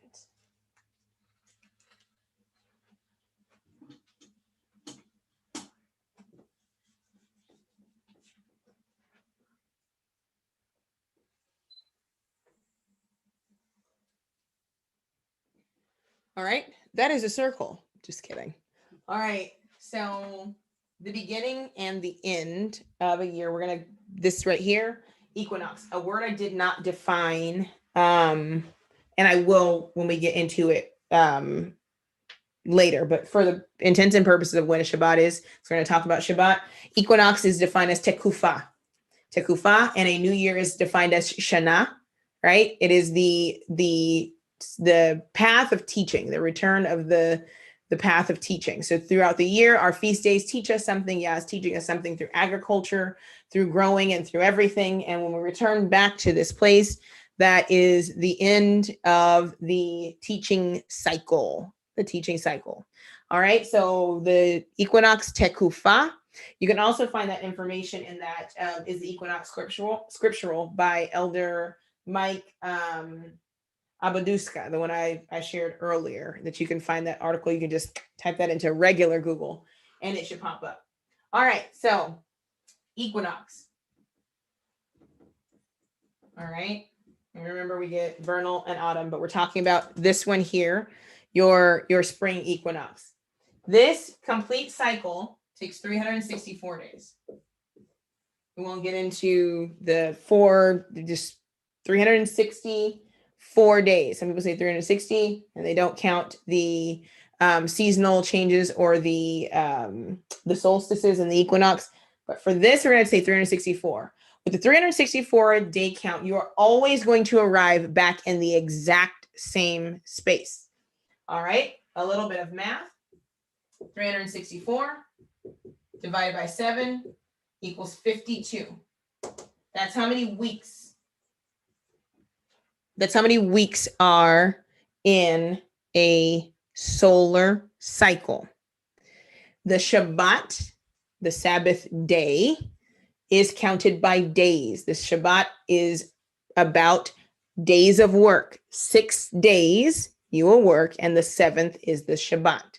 So it's counted based upon this idea of solar reckoning. Okay. So the Shabbat, right, should be the same day every year. And the equinox, I told you the equinox is not the new year, it's the end of, it's the signal for the end of the 364-day cycle. So every equinox should be, I was going to write it in Hebrew. Every equinox should be a Shabbat. Every equinox should be a Shabbat. At the end of 52 weeks, this day right here should be a Shabbat. So a person asks, and I've had this question over and over again. We talk about this idea of slave calendar versus free person calendar. We would have never had to talk about what day the Shabbat was, because it would have never broke. You would have never had to reset your Shabbat every year. So this idea that this year is on Thursday and this year it's on Tuesday and this year's on Wednesday is because of your slave calendar. The Gregorian calendar moves because it's not reckoned based upon 364 days. It's reckoned based upon 365 and a quarter days, which is going to cause there to be a movement. And then every 4 years, you're going to get a whole leap year, and you're going to add an extra day. And there's all this intercalation. With a 364-day calendar told from feet on the ground, not an astronomical pie in the sky calendar, Shabbat is always going to be on the same day. So the question is, if I wake up today in the middle of nowhere, how do I know when the Shabbat is? The first day after the equinox is going to be day 1. 7 days at the end of that is, guess what it's going to be? The Shabbat. And then that cycle keeps working. So the person goes, okay, I'm counting now because, I'm anti-counting. So what happens if I lose count? Like if I'm counting and I just lose count, whatever day, let's say you ended up on day 127 and you're like, I'm 127 days in, I don't know when the Shabbat is. You can take 127 divided by 7. If the number has a remainder, that's how many days you have left until the Shabbat. And if the number is a round number, then guess what? If it just goes in perfectly, you've arrived at a Shabbat. If you ever lose count from there. Now, that's how you do it if you wake up on a desert island. For the purpose of unity, where I said I think Yah did something amazing this year. This particular year, if we go and we look at the Gregorian calendar, where we're in captivity and we're trying to come to a consensus on when we rest and when we worship, because that is why we are even touching on this calendar topic in the first place. This year, the equinox fell on, and I'm going to use these Gregorian dates, fell on March 20th. And with all Yah's infinite wisdom, this year, March 20th, was Saturday. So, moving forward, if we are agreeing to be unified using literally the observable evidence of what's going on around us and giving a date and a day, right, that can be reckoned, and we can look on a calendar and all agree that we are not violating Yah's timekeeping. March 20th was Saturday. That was the equinox. The very next day would be a modern day Sunday. That's day 1. From now to the time the king returns, we can keep Shabbat on Saturday without violation. Now, like I said, it's something that I can only say Yah has done, because had this been last year, it would have been Friday. And had it been the year before that, because this timekeeping moves, it would have been Thursday. The year that we are working and trying to get on a functioning timekeeping schedule, the equinox fell on Saturday, which means that the equinox, I told you, always is going to fall on a Shabbat. This Shabbat happened to be reckoned with this calendar's Saturday. The first day after the equinox was the first day of the week, which is Sunday. We can keep our Shabbat on Saturday in agreement, knowing that on a 364-day count, when we arrive back at the equinox, we will be once again on this same time reckoning. I think that's important to note before we get into the Shabbat, because before we can talk about how to keep a Shabbat, I think the most important thing is when to keep the Shabbat. So if we can agree that all this aligned, then keeping the Shabbat on Saturday is going to be us, for the first time, I think, in my whole time in this walk, everybody keeping the Shabbat. Shabbat is not kept based on a lunar reckoning. Moons count months. The Sabbath is counted by days, and these days are counted as such. All right, let's get into Exodus chapter 16. It is the training ground for the Shabbat. Previously, we looked at Passover during the last month, and we used the text.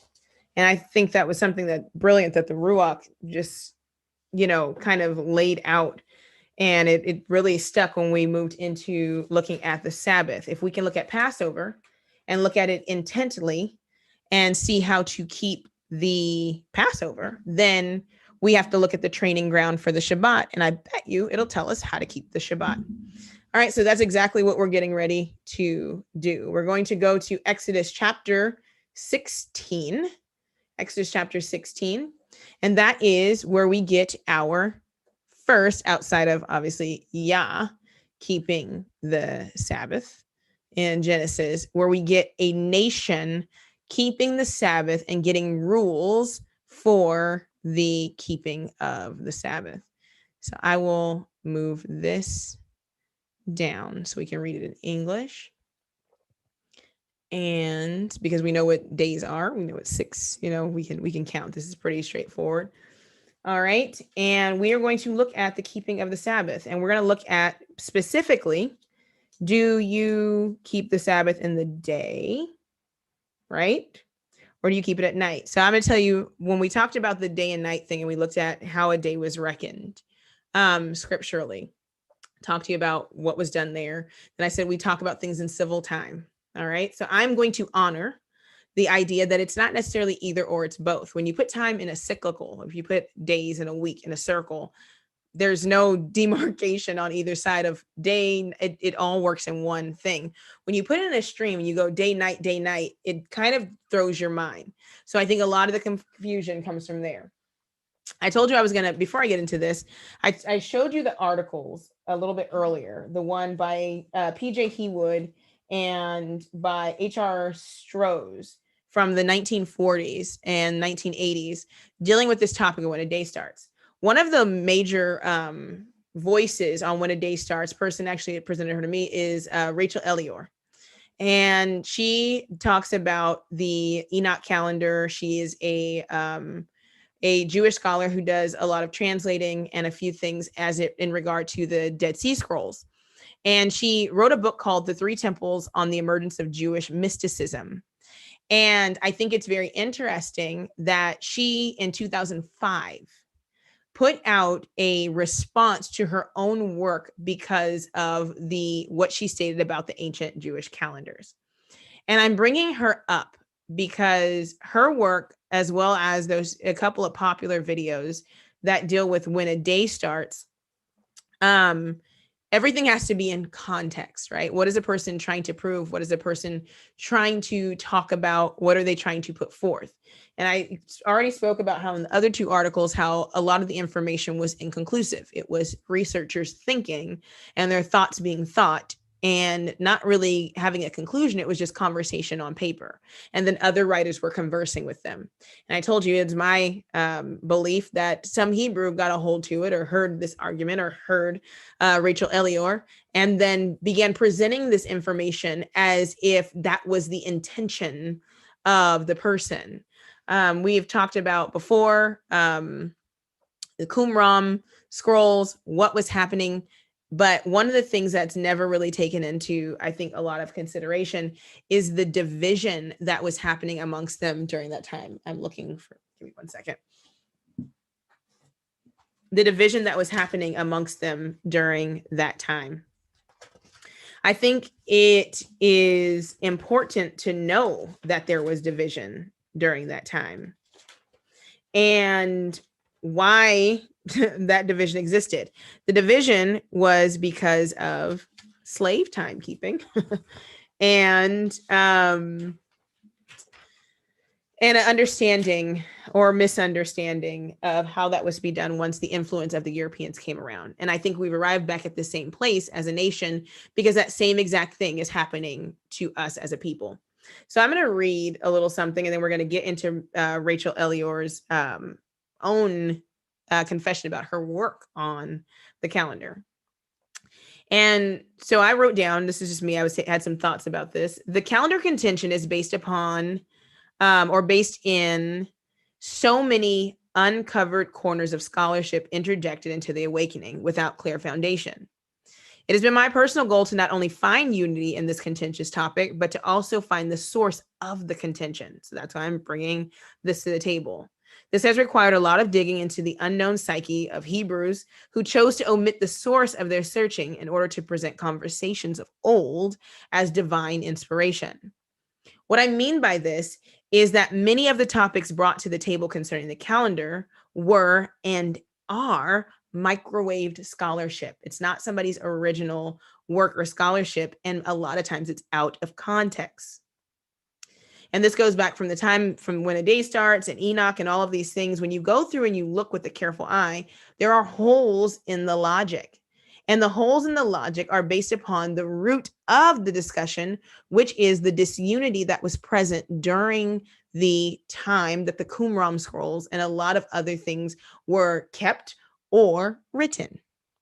They were disjointed, and their disjointed and disunity has now trickled into our community, which now keeps us from joining and is going to put us in the same position as they are, which is destroyed, found dead in caves, and their awakening or their work or them in that final remnant group completely unheard of for years until some shepherd boy stumbles across it. We don't want to be that.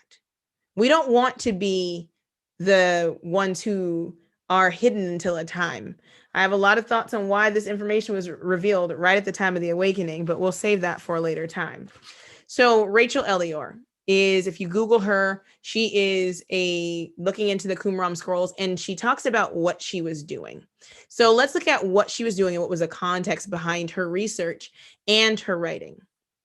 This is her speaking for herself.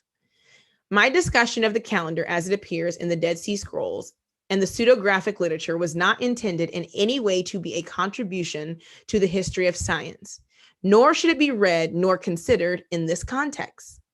The Three Temples on the Emergence of Jewish Mysticism was intended to be a contribution to the history of the marginal voices of the disposed and ousted, as well as an addition to the history of the bitter dispute about the idea of the sacred, especially as it pertains to the sources of divine authority and human hegemony.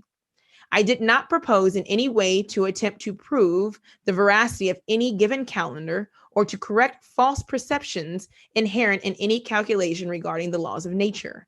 I did strive to illuminate the depth of the argument between two opposing principles in the perception of time and to clarify the identity of the opposing factions. I attempted to explain the profound divisions found in the dispute that broke out between two factions in the last 2 centuries before the Common Era and the subsequent development of this interaction involving yet a third group in the last century BCE and the first 2 centuries CE. Members of the first group were identified as the Kohanim B'nai Zadok, or the Zadokite priesthood, which was composed of Zadokite priests and their lay supporters who adhered to the existing sacred biblical order and saw themselves as the proponents of the freedom, truth, justice, and knowledge as inspired by divine revelation, holy scriptures, and the angelic calendar. The members of the second group were identified as the Kohanim B'nai Hasmonai, the Hasmoneans or Maccabeans, who represented a new political, military, priestly authority and were considered by the former group to have transgressed the restriction of the biblical priestly tradition and usurped the high priesthood after their nomination by the Seleucid rulers, 1 Maccabees 10, 18 through 21, and 14 and 39. According to the Bible and the book of Ben Sira, the first group officiated in the Jerusalem temple from the time of David and Solomon in the 10th century BCE until the 2nd century BCE. The latter group officiated in the Jerusalem temple from 152 to 37 BCE. The ousted Zadokite priesthood perceived the Hasmonean usurpers as evil transgressors led by an evil priest known as Kohenresa. The Zadokite priests, who described themselves as the priests of righteousness and the sons of light, believed that time is divine. Time and the divisions were revealed from Shamayim, or heaven, and established the foundation of the angelic and priestly ritual order in heaven and earth as set apart or holy, eternally symmetrical, cyclical pattern reflecting a heavenly scheme of 364 days, divided symmetrically into 4 seasons of 91 days and into 52 weeks of 7 days, or into 52 Sabbaths, divided fourfold into 13 parallel Sabbaths in each quarter. In this calendar, every year starts on a Wednesday, 1-1 being the vernal equinox, as does every quarter. Each of the 4 seasons lasts for 91 days, starting on a Wednesday, that is respectively the summer solstice, 1/4, the autumnal equinox, 1/7, and the winter solstice, 1/10.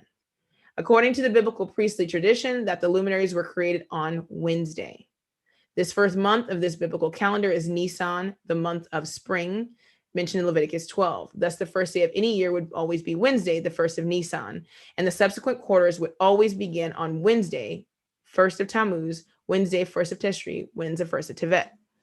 Now, what's interesting here, and we looked at it when we talked about this idea of a cyclical calendar, you can see, and I'm reading all this, and this is available to you. So I pulled it up, Ancient Jewish Calendars, a response. We can send it out if you want the whole thing. She goes into what they were saying, and then she goes into the other group and how they're called the sons of light and the sons of darkness. So when we're reading the writings presented in either Enoch or the Qumran Scrolls, we have to be knowledgeable about the arguments that were happening during those times, so we know what information was interjected or what information was omitted due to the fact that there was a split and neither group was going to say something to help present the other side's argument. Okay, so they walked away with Wednesday. All the luminaries are created on Wednesday. And I know people who do that same exact thing, but we know that time starts when Yah says that time starts.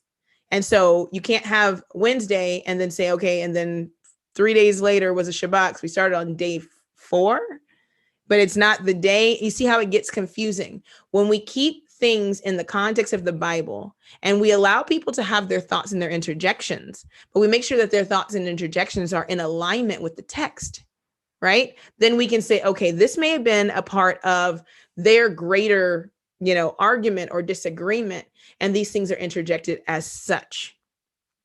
And so when you go back through and you look at the astronomical chapters of the Ethiopic book of Enoch, as translated by Otto Negebauer, right? When you go back and look at that, there are portions as it's translated in Ethiopian that are added astronomical portions where people have tried to, and way back when, add in or make sense of what they were observing. The same is true when we look through the Qumran scrolls and what was added or what was not in some scrolls and what were in others. So like I said, it's not that it's not historical. It's not that a lot of these things are not going to align. It's not that these conversations have not happened. Even by her own admission, she was presenting information about the contention so that we can look at the contention. And because there's contention, and now because there's a diaspora, there is a need, a very big need for us to align based upon the text and not be based upon people's arguments. All right. So let's get to the text on the Shabbat, and then I'm out of your hair. I am out of your hair for tonight. All right. First, chapter 16 of Exodus. We're going to start right here at verse 1. See what's happening. Context.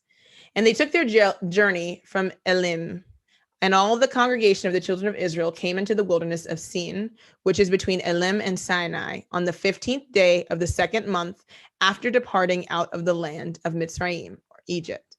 And the whole congregation of the children of Israel murmured against Moses and Aaron in the wilderness. And the children of Israel said unto them, would to Elohim we had died by the hand of Yahuwah in the land of Egypt, when we sat by the flesh pots, and when we did eat bread to the full. For ye have brought us forth into this wilderness to kill this whole assembly with hunger. Then said Yahuwah unto Moshe, behold, I will rain bread from heaven for you, and the people shall go out and gather a certain rate every day.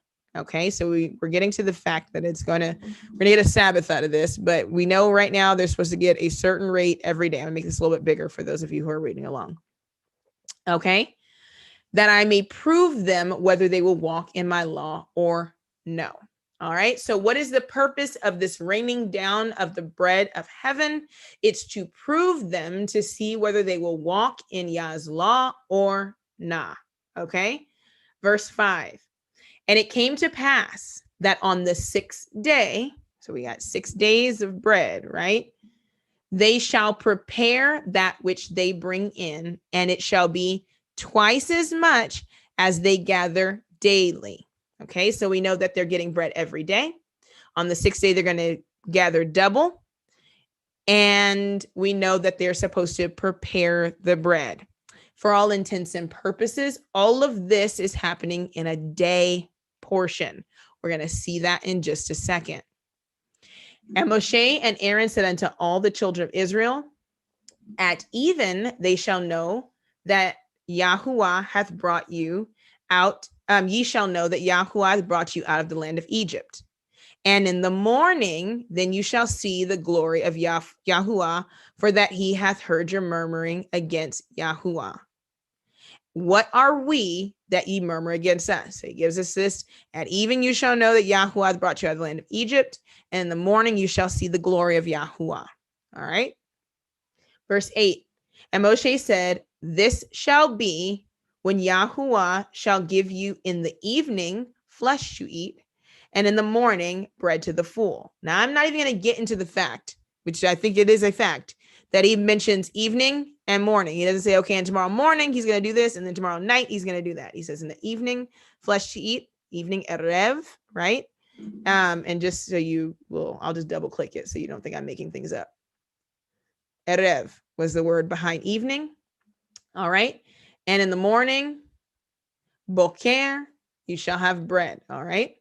So that wasn't sleight of hand. That's what's there. You shall have bread to the full. For Yahuwah heareth your murmurings, which ye murmur against him.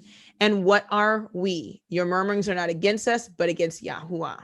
All right. So they're hungry. God's getting ready to do something. Verse 9. And Moshe spake unto Aaron, and Moses spake unto Aaron, saying, say unto all the congregation of the children of Israel, come near before Yahuwah, for he hath heard your murmurings. Like he says this over and over and over again.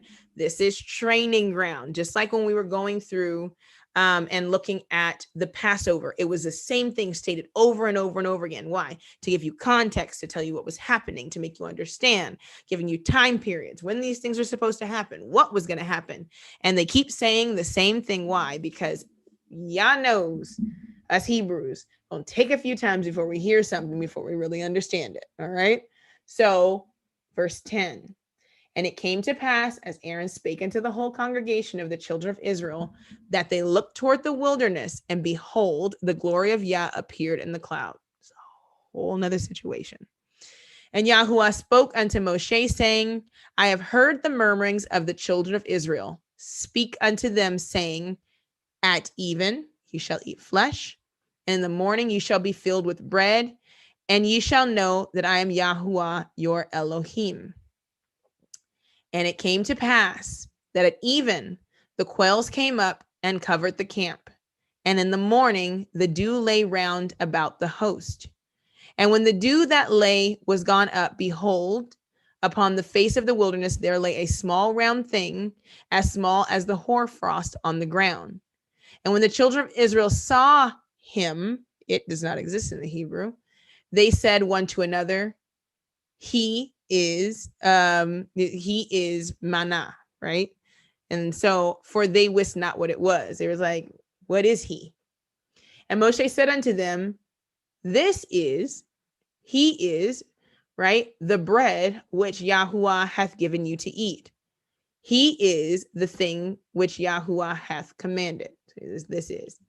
So here we go. Verse 16. We're going to get into the Shabbat. All right. This is our training ground. We're going to see what Yah is saying about the Shabbat. And we are going to, the last thing we're going to do is walk away with a conclusion of how Shabbat should be kept. Is Shabbat only kept in the day portion, or is Shabbat kept in a complete time portion of a day? All right, we're going to get into that, and we're ending right there because we're going to walk away with two things for sure. We're going to walk away today with how time is reckoned. We have our definitions.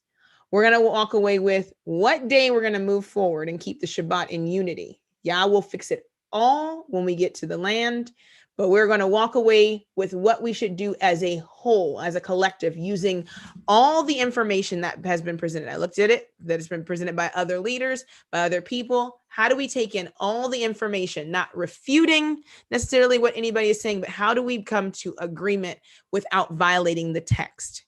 Same exact thing with the Shabbat. How should the Shabbat be kept? Is it just in the day portion? Is it in the night portion? Is it a prep before the day portion? We're going to look at the text, and when we step away, we're going to be forced with a decision to make. All right. Verse 16. This is the thing which Yahuwah hath commanded. Gather of it every man according to his eating, an omer for every man according to the number of your persons. Take ye every man for them which are in his tents. And the children of Israel did so, and gathered some more, some less. And when they did meet it with an omer, he that gathered much had nothing over, and he that gathered little had no lack. They gathered every man according to his eating. Verse 19. And Moshe said, let no man leave of it till the morning. All right. So you gather it, in this portion of the time, and it's not supposed to last until the boker. So let's look at let no man leave of it till, there it is, till boker, till the light comes. All right. Notwithstanding, they hearkened not unto Moshe, but some of them left of it until the morning, and it bred worms and stank. And Moses was wroth with them, and they gathered it every morning. So the manna was gathered every morning, every man according to his eating. And when the sun waxed hot, it melted. And it came to pass that on the 6th day, they gathered twice as much bread, 2 omers for 1 man. And all the rulers of the congregation came and told Moshe. And he said unto them, this is that which Yahuwah hath said. Tomorrow, right? So here we have the word mahar. Here it is, mahar, tomorrow, and a time to come, tomorrow, is the rest of the holy Shabbat unto Yahuwah. Here we have it. This is the game changer right here. Bake that which ye will bake today. So today, and seethe that which ye will seethe, and that which remaineth over, lay up. All right, so you're going to lay it up for you to be kept until the morning. And they laid it up till the morning as Moshe bade, and it did not stink, neither was there any worm therein. And Moses said, eat that today, for today is a Sabbath unto Yahuwah. Today ye shall not find it in the field. So we must be talking about the day portion, right? 6 days ye shall gather it, but on the 7th day, which is the Shabbat, in it there shall be none. All right. So people went out on the 7th day, and it came to pass that there went out some of the people on the 7th day for to gather, and they found none. Now, these people weren't going out at night to gather, right? Because they know manna doesn't come at night. They know manna comes in the bouquet, in the day portion in the morning. There was nothing out there. And so he goes on, he says, oh my gosh. And it came to pass, and Yahuwah said unto Moses, how long refuse ye to keep my commandments and my laws? See for that Yahuwah hath given you the Sabbath before he giveth you, see for that Yahuwah hath given you the Sabbath. Therefore he giveth you on the 6th day the bread of 2 days. Abide every man in his place. Let no man go out of his place on the 7th day. So he's saying this. He's like, y'all, you got to see something. You guys need to pause for a second. So the people rested on the 7th day, and then they're going to name the manna. All right, let's draw this out. So right now, I know I have my day Shabbat keepers like, see, Huldah, you see it right there, and I do. So let's look at it together, because the whole purpose is to walk away in unity, right? Let's do it. All right, we're gonna do this thing. I'm good on the screen. Okay, so I see like a little black thing in the corner. All right, let's put it here. All right. Where is my, let's wipe it off.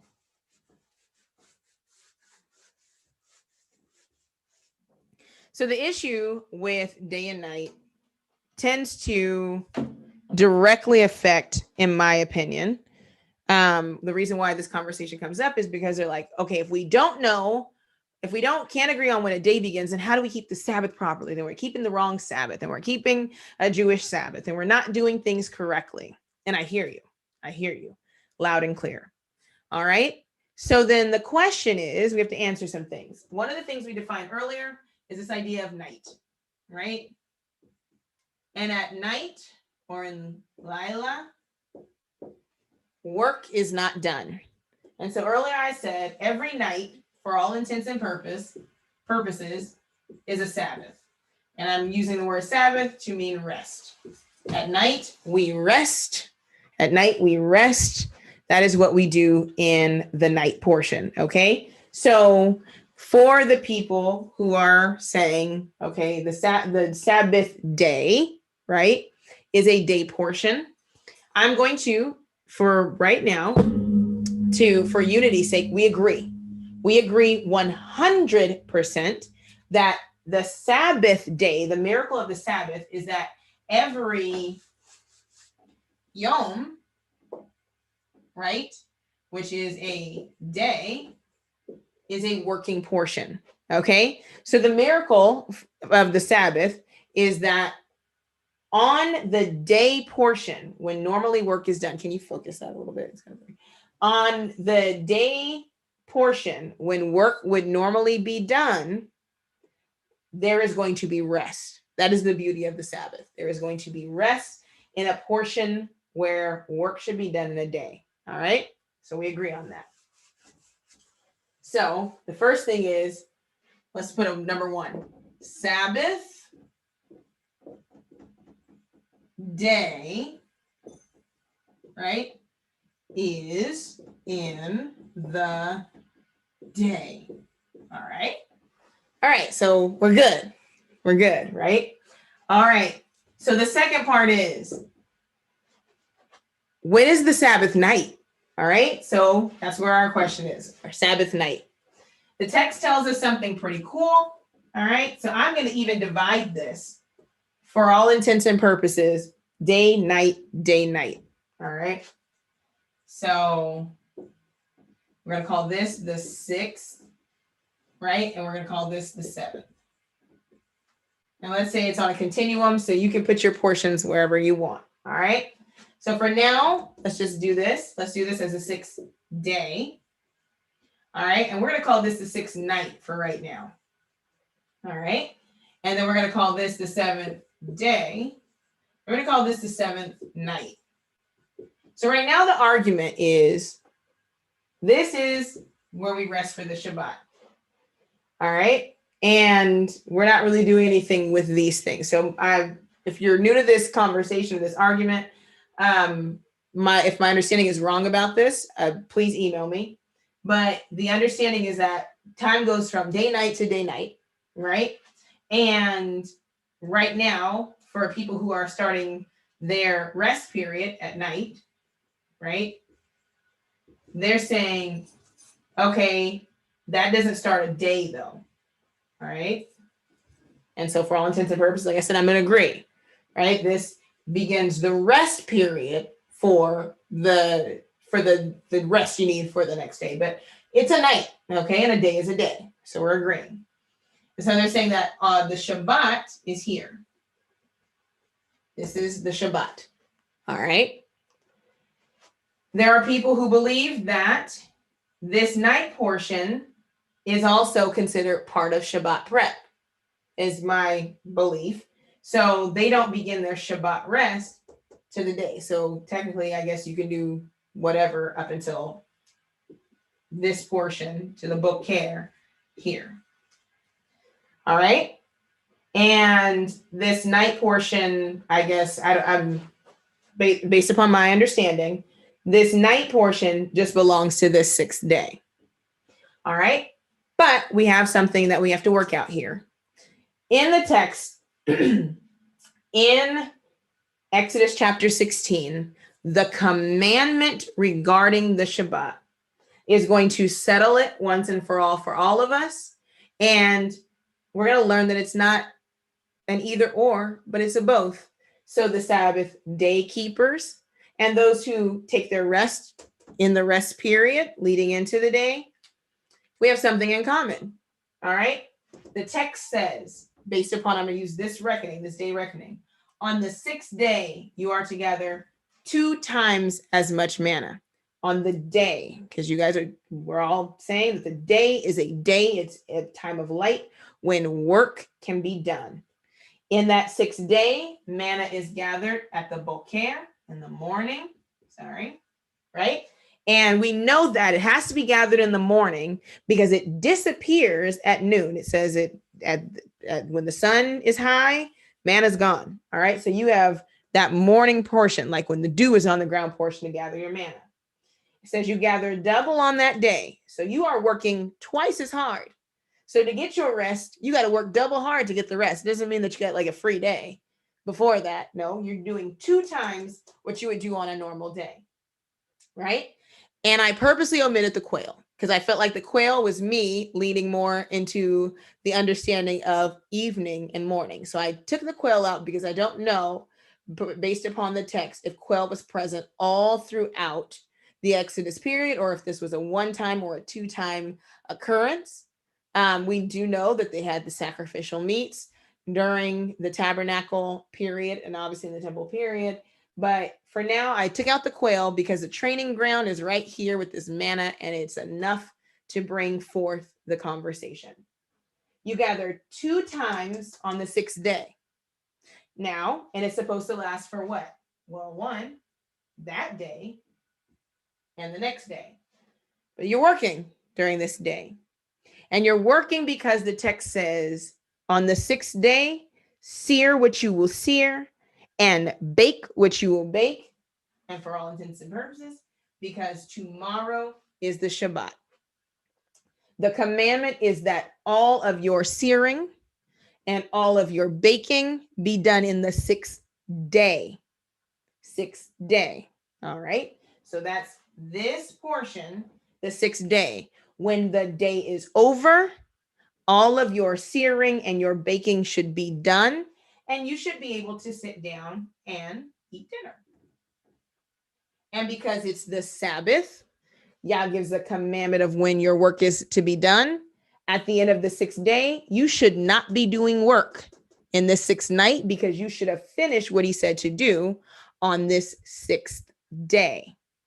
So you work all day, you do double the amount of work. So when this evening comes, oh, you're done. You're going to sit down with your family. You're going to eat your meal. You are going to enter into every night, for all intents and purposes, into the night portion, which is a portion of rest. And what is unique about this portion of rest is that you are going to now continue your rest throughout the day. All right. If you do it in violation of completing your work on the 6th day, and you work all night and do whatever you want all up until here, then guess what? You worked into your rest. So you didn't do like you do, you didn't rest into your rest. You worked into your rest, and now you owe a rest on this side. You have to make a decision. All right. Decision seems to be clear here, because if you don't sear what you sear and bake what you bake on the 6th day, you are in violation of the Shabbat. It has to be done in the 6th day, which is interesting. Why? Like I said, it's a interesting conversation, because that would make us both right. That would mean that all of us who prep on Friday day, and some of us prep on Thursday, I do. But all of us who prep biblically on Friday day, we cook our meal, we prepare our food for this day and this day, right? When the sun goes out on this day, we enter into rest, and we don't break our rest, and we continue resting all the way through.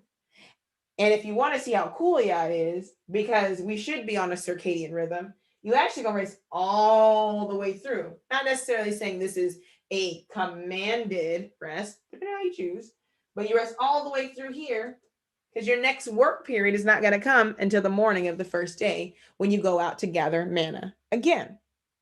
And that is a free person's timekeeping, where you get such good rest through here, right through here, doing what Yah said, which is on the 6th day, searing what you will sear, baking what you will bake for this day and this day. If you have not been keeping Shabbat in that way, that is how Shabbat should be kept. You shall gather and cook your food, sear what you will sear, bake what you will bake, right? On the 6th day, you're going to eat that for dinner. You're going to have food for this Shabbat day. You're going to have some left over, and you're not getting anything else until the 1st day. So we're arguing here about what side to rest on, but we all agree on the Sabbath day. And now we all agree with what the text says, because we're Torah keepers and we believe the Bible. So then we know that we're definitely going to begin our rest at the end of the 6th day. That's all we have for now. So we should have what a Sabbath is agreement at the end of this. We know where people have been getting their information from. You have a plethora of resources to begin digging into. And now we can agree on how the Shabbat is kept based upon the text. We will be back and we will be doing this throughout Passover, because I think the greatest thing that we can achieve in this removing of leaven and this keeping of the feast and this understanding of the sacrifice and this freedom and redemption time is how to get on one page, how to get on one accord. And I'm so excited. I feel like we have information to work with and conversations to be had. My email is open. Please make sure you've listened to what has been presented and that you present whatever you send through the email in context of what we talked about. I also ask that you send your own information and your own scholarship. Don't send me more videos to watch. No more videos. I want to have conversations. If you have questions or if you want further information, send that out so that we can begin having the dialogue. I will begin as we cover more things and more questions come up. We'll add things to the conversation throughout the week. And then the next thing will be to bring in people who have dealt with this, who have studied the calendar, so that we can have the conversation in front of the nation. This is not a one-sided conversation. I want the input of your mores and your leaders and other people, and we will do it in love and respect. It's not here to argue. This is what has been presented. We're looking at the text. We're taking it in its purest form, and we're coming away with a way to be unified. It's not for us to further argue, so that we can get on the same page and keep keep contention out of the midst of our nation and arrive at the end of being allowed to go back home, being allowed to be in our own land. But if we're going to get back in the land and we can't decide that, agree on the fact that he said do this on this day and how that works, and we can't decide, it's going to be difficult. We're going to end up in the same exact position, which is destroyed. So it is my heart's desire that we get on one accord and on one page, and that we let Yah's truth be truth. Who cares who tells it? I don't care. Like we can agree. We can come up and we can have the conversation and present everybody's argument and agree that a day isn't a day, and agree that there's 364, and agree that there is an equinox, and agree that there are solstices, and how time should be kept, because that should be our purpose. Our purpose should be to get on the same page so that we can love one another and feast with each other and begin to keep feasts together and at the same time, and not everybody doing something at a different time. So as you prepare for Passover, ask Yah if he will open our eyes and open our ears to hear what he has to say. And hopefully this little bit of interjection into the conversation helps you to begin to think in the terms of unity and not finding the next new thing that can be presented to the nation that may cause disunity. Let's arrive at that space. Next time, we're going to look at why we are even moving away from the Jewish reckoning of timekeeping. And we're going to look at what's happening with the moons and the counting of months, and what to do moving forward in regard to our calendar keeping for the rest of this year. All right. So until next time, thank you guys so much for hanging in there. I know it was a lot. I told you it was going to be a lot. But we have to get this done. The information has to be presented, especially for those of you who are truly concerned about how you're leading your families, how you're leading your households, how you are governing your own soul, and how you are working out your salvation with fear and trembling. We don't want to do, anything that violates the Most High's laws, statutes, and commandments. And we want to make sure that we are not breaking away into contentions based upon misinformation. All right. Until next time, lahitraot.